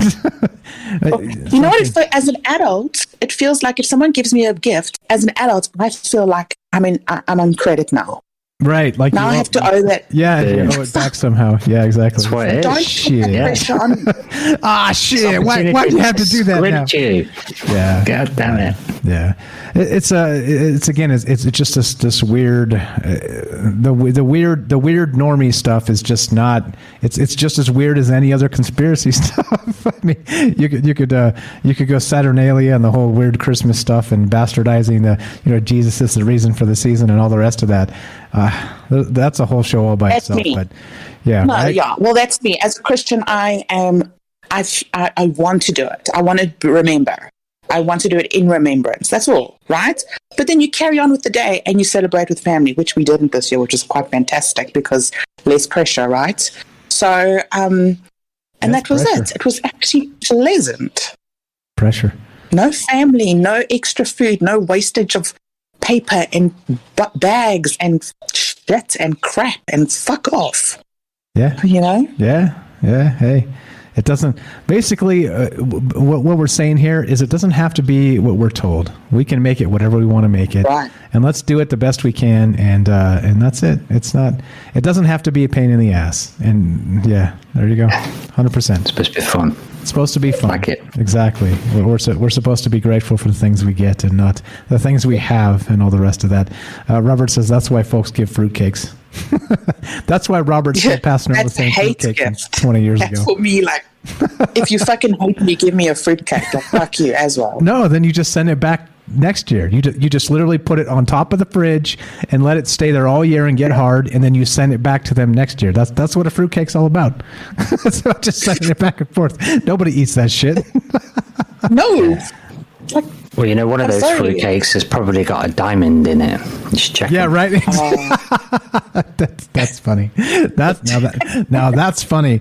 They're like, I expect to get this back next year, and haha, sucker. There you go. that's a Great way to embezzle. Not that I'm saying you should. Right. Isn't that Bitcoin? Well, is that the point? Depends on who you ask, I guess. Depends on who. Yeah, good stuff. Good stuff. Yeah. So we're winding down here again. No hurry to get out. But what do you guys think? What about 2021? Like I said, not just the holidays, but we can find reasons to be grateful every day. What are you grateful for this past year? What are you looking forward to in 2022? Because I got some as well, but I think I already said it, but I'll just reiterate. But what are you guys? You guys excited for what 2022 has to bring? Rohan, do you want to go first? Yeah, can do. Yeah. I'm excited for like flipping things. I think you know, all this stuff going on in the world is probably going to drag out. Everyone loves to drag things out when there's a big drama, sensationalism, and all that. But I think it's going. I think I'm looking forward to building back up because it's been a rough couple of years. It's been a bit weird, you know. So it's like, well, it's sort of started. We're still here, aren't we? Still all good. Still chit chatting, learning more. You know, and I think for this year, I'm get back a lot more on it. Nobody's like, I'm not seeing people freaked out anymore. Nobody's terrified. You know, you can talk about stuff like just in general in my area and whatnot. So I'm pleased about that. I'm really looking forward to the summer, and I've got an allotment plot now. I've got a lovely, nice bit of land, and and I'm going to try and get them some lottery funding going on the committee, so we can pay a lot less for it and own it ourselves. So it'll be cool. So I'm looking forward to that. Good job. Good thinking. Damn Let right. the government pay for fucking shit, assholes. Hell yeah. We'll grab the lottery money and then we'll take the ownership away. Boom! Yay! Oh, clever boy. Bah humbug. Bah humbug, says Robert. Michael and Tam say bah humbug. It's not quite like that. What is bah humbug? Bah humbug is Ebenezer Scrooge. It's a way to say psha, to hell with Christmas. Bah humbug.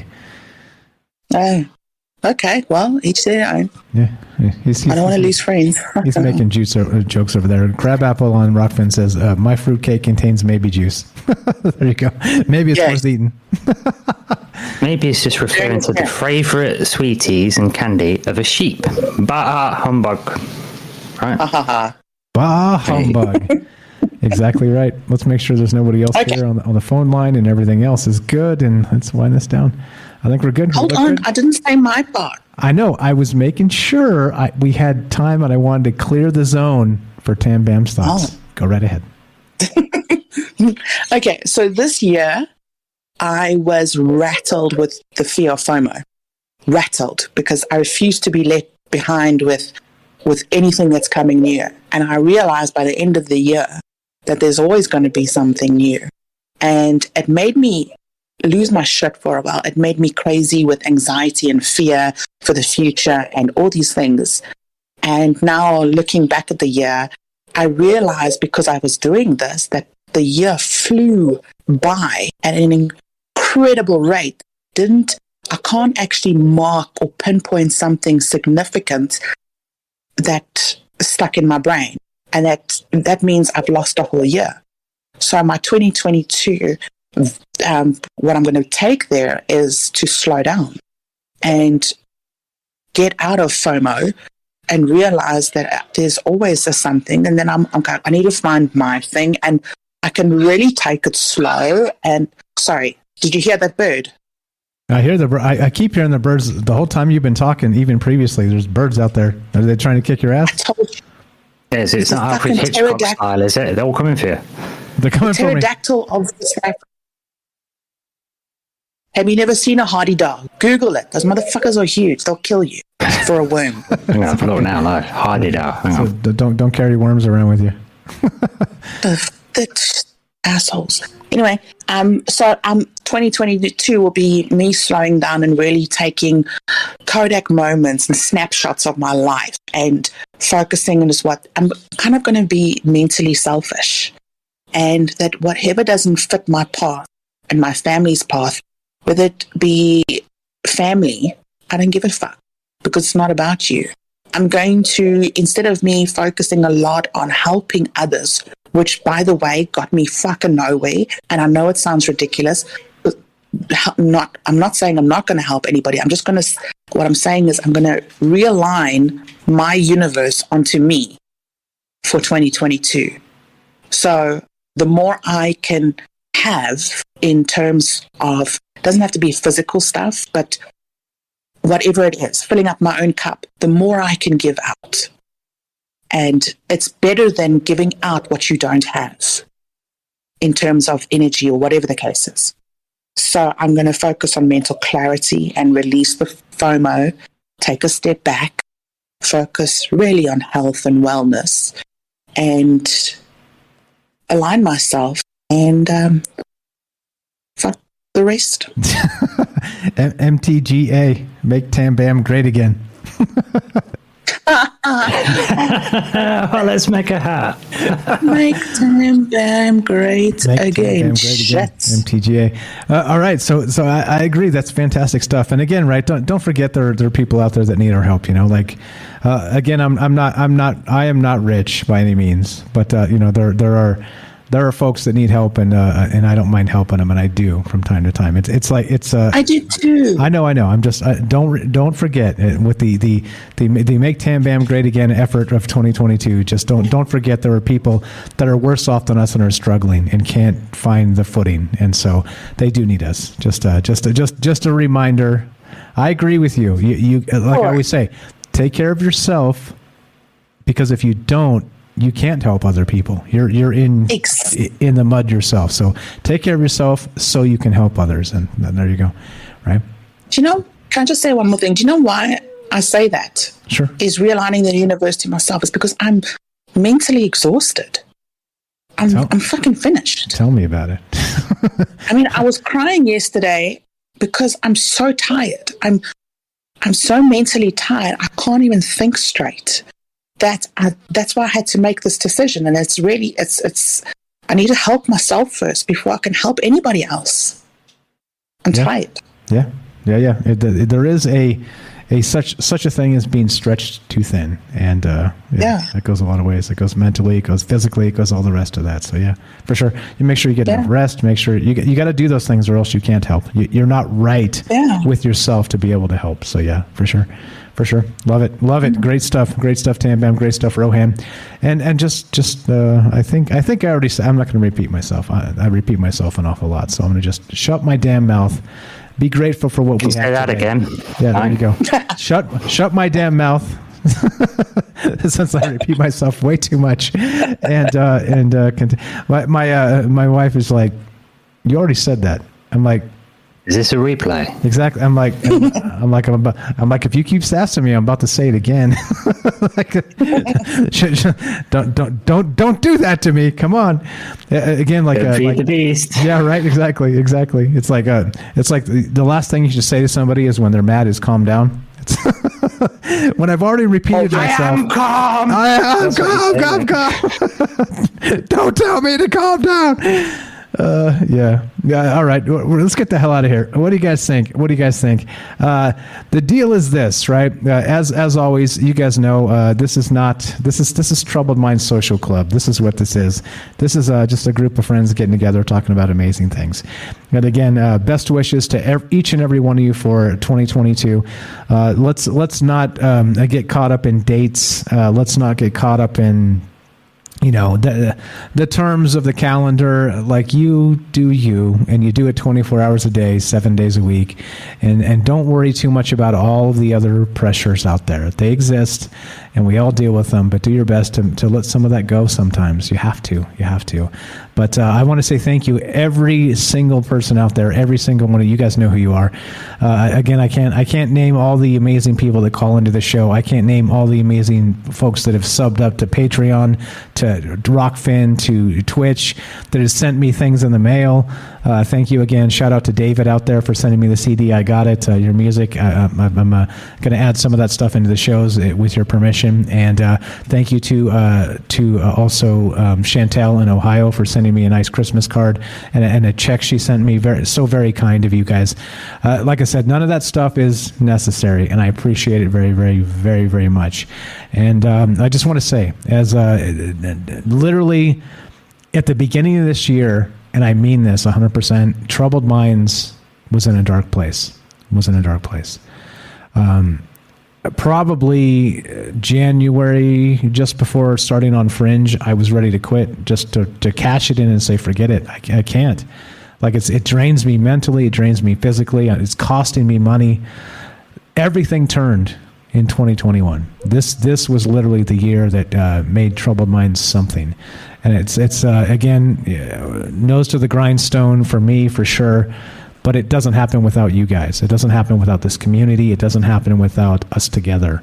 And so I want to say thank you all for that. Thank you for all the kind people that I've met online here in this whole bit. And it means a lot to me, because I was really ready to throw it in the garbage can and just say, okay, that was a great experiment, and it's time to move on to something else. And so there you go. That's where I'm at, and I'm so grateful for it. You have no idea. So I want to say thank you from the bottom of my heart to each and every one of you. Thanks for contributing. Thanks for being part of this. And there we go. Let's get the hell out of here. Yeah, making me cry here. It's I'm so sad. Making myself cry. No, I mean, you know what I mean? There's always like that moment, where like things turn. And so like the reason you push is because you push up the hill to hope you hit a plateau at some point, and if you don't ever hit that plateau, you don't, right? It's the moment you deserve. And we're sitting on the top. And this is amazing, because what's next is this shit's going to go downhill in a snowball.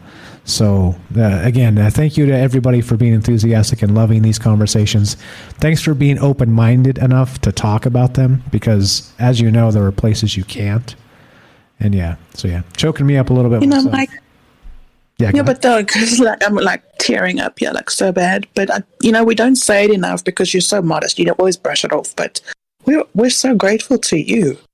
Without your platform, and we've told you this 1,000 times, there's no other platform like yours. Without your platform, we would be stuck in our own minds going crazy, with no one to talk to, with no one who is like-minded, with no one who has an online group who are just so friendly and accepting, and who's got our back like you do.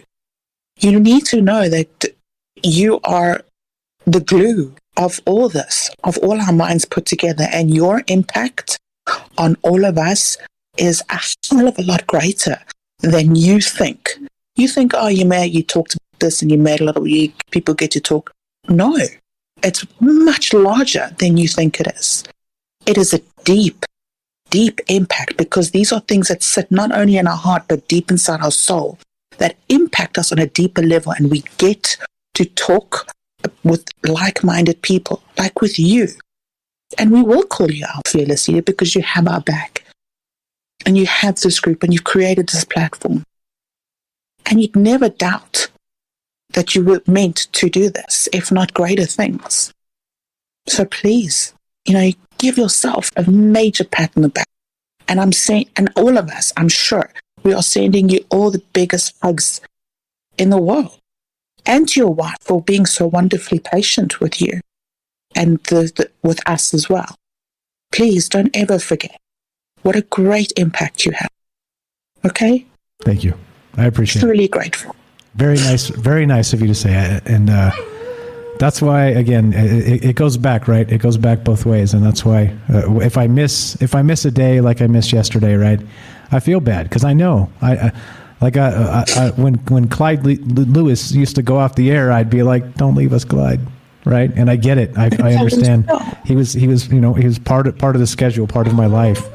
And I get it. And so it's a big responsibility to me. And you hear my dog. She's like, feed me and let me out. This is bullshit.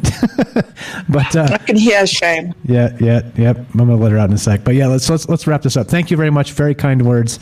Again, we'll be back to Trouble. This is not the end of Troubled Minds this year. It is of the show Troubled Minds Radio, but we'll be back tomorrow to do Troubled Minds News at 3 p.m. Pacific. So if you want to come say bye before the new year, we'll be, unless you're in South Africa, of course. But Happy New Year to you. Happy New Year's Eve, Tam Bam. And we'll catch you in the new year. Here's my dad joke. See you next year. And here we go. Rolling it. I'm playing some music and I'm turning the thing on so you guys can hear it. And there you go. Let's say whatever we got to say. We got about approximately 3 minutes of music. Oh. Go right ahead. I'm like so teary. I had to say, I said what I wanted to say, but I mean, and I'm so emotional. I love you guys. Like, seriously, no jokes. You guys are part of me. For real. Thank you. See you Reciprocal. Next year. Ditto. See you next year. Dad joke. Good stuff. All right. Rohan. That's great. Yeah, well, that was great. You say you built the boozer, but they also say the people make the pub. So it's like you say, it's a team effort into it, Mark, a lot of the time. So that's great. It's the truth, though. It's the truth. There's so many shows that started out as a dumpster fire that was saved by a batch of amazing people that care and want to talk about amazing things.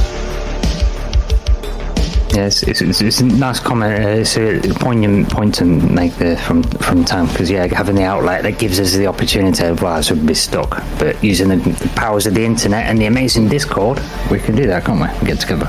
There you go. Wearing our Discord hats. We're not sponsored by Discord, but it's an amazing program that brings people together, and it's hard. It's hard to put that down. Everybody dance now, says Robert. There you go. Brian After Dark. Peace to all. David Chase, excellent show, thumbs up. Sorry, last names, no last names. I'll send you a link on how to change your last names, guys, if you want to change your last names on YouTube. And but they're all pretend last names anyway, so yeah, that's true. Be okay it's all fake. It's all fake names. It's all good. All right, let's get the hell out of here. As we finish, it goes a little something like this. Once again, I'm blessed. We're blessed. Thank you all for your energy. Thanks to my dog for freaking out and saying, let me out, and telling me it's time to quit the show because it's late. And there you go. Thank you. I can't say it enough. I promise you I'm not running for office. Come on. Come on, let her do it. Wants to join in. But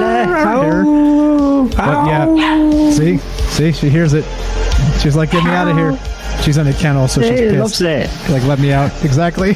No, let me out. Have a great one, guys. It goes a little something like this.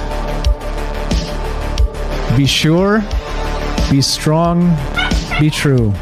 As my dog howls in the back. She even knows the words.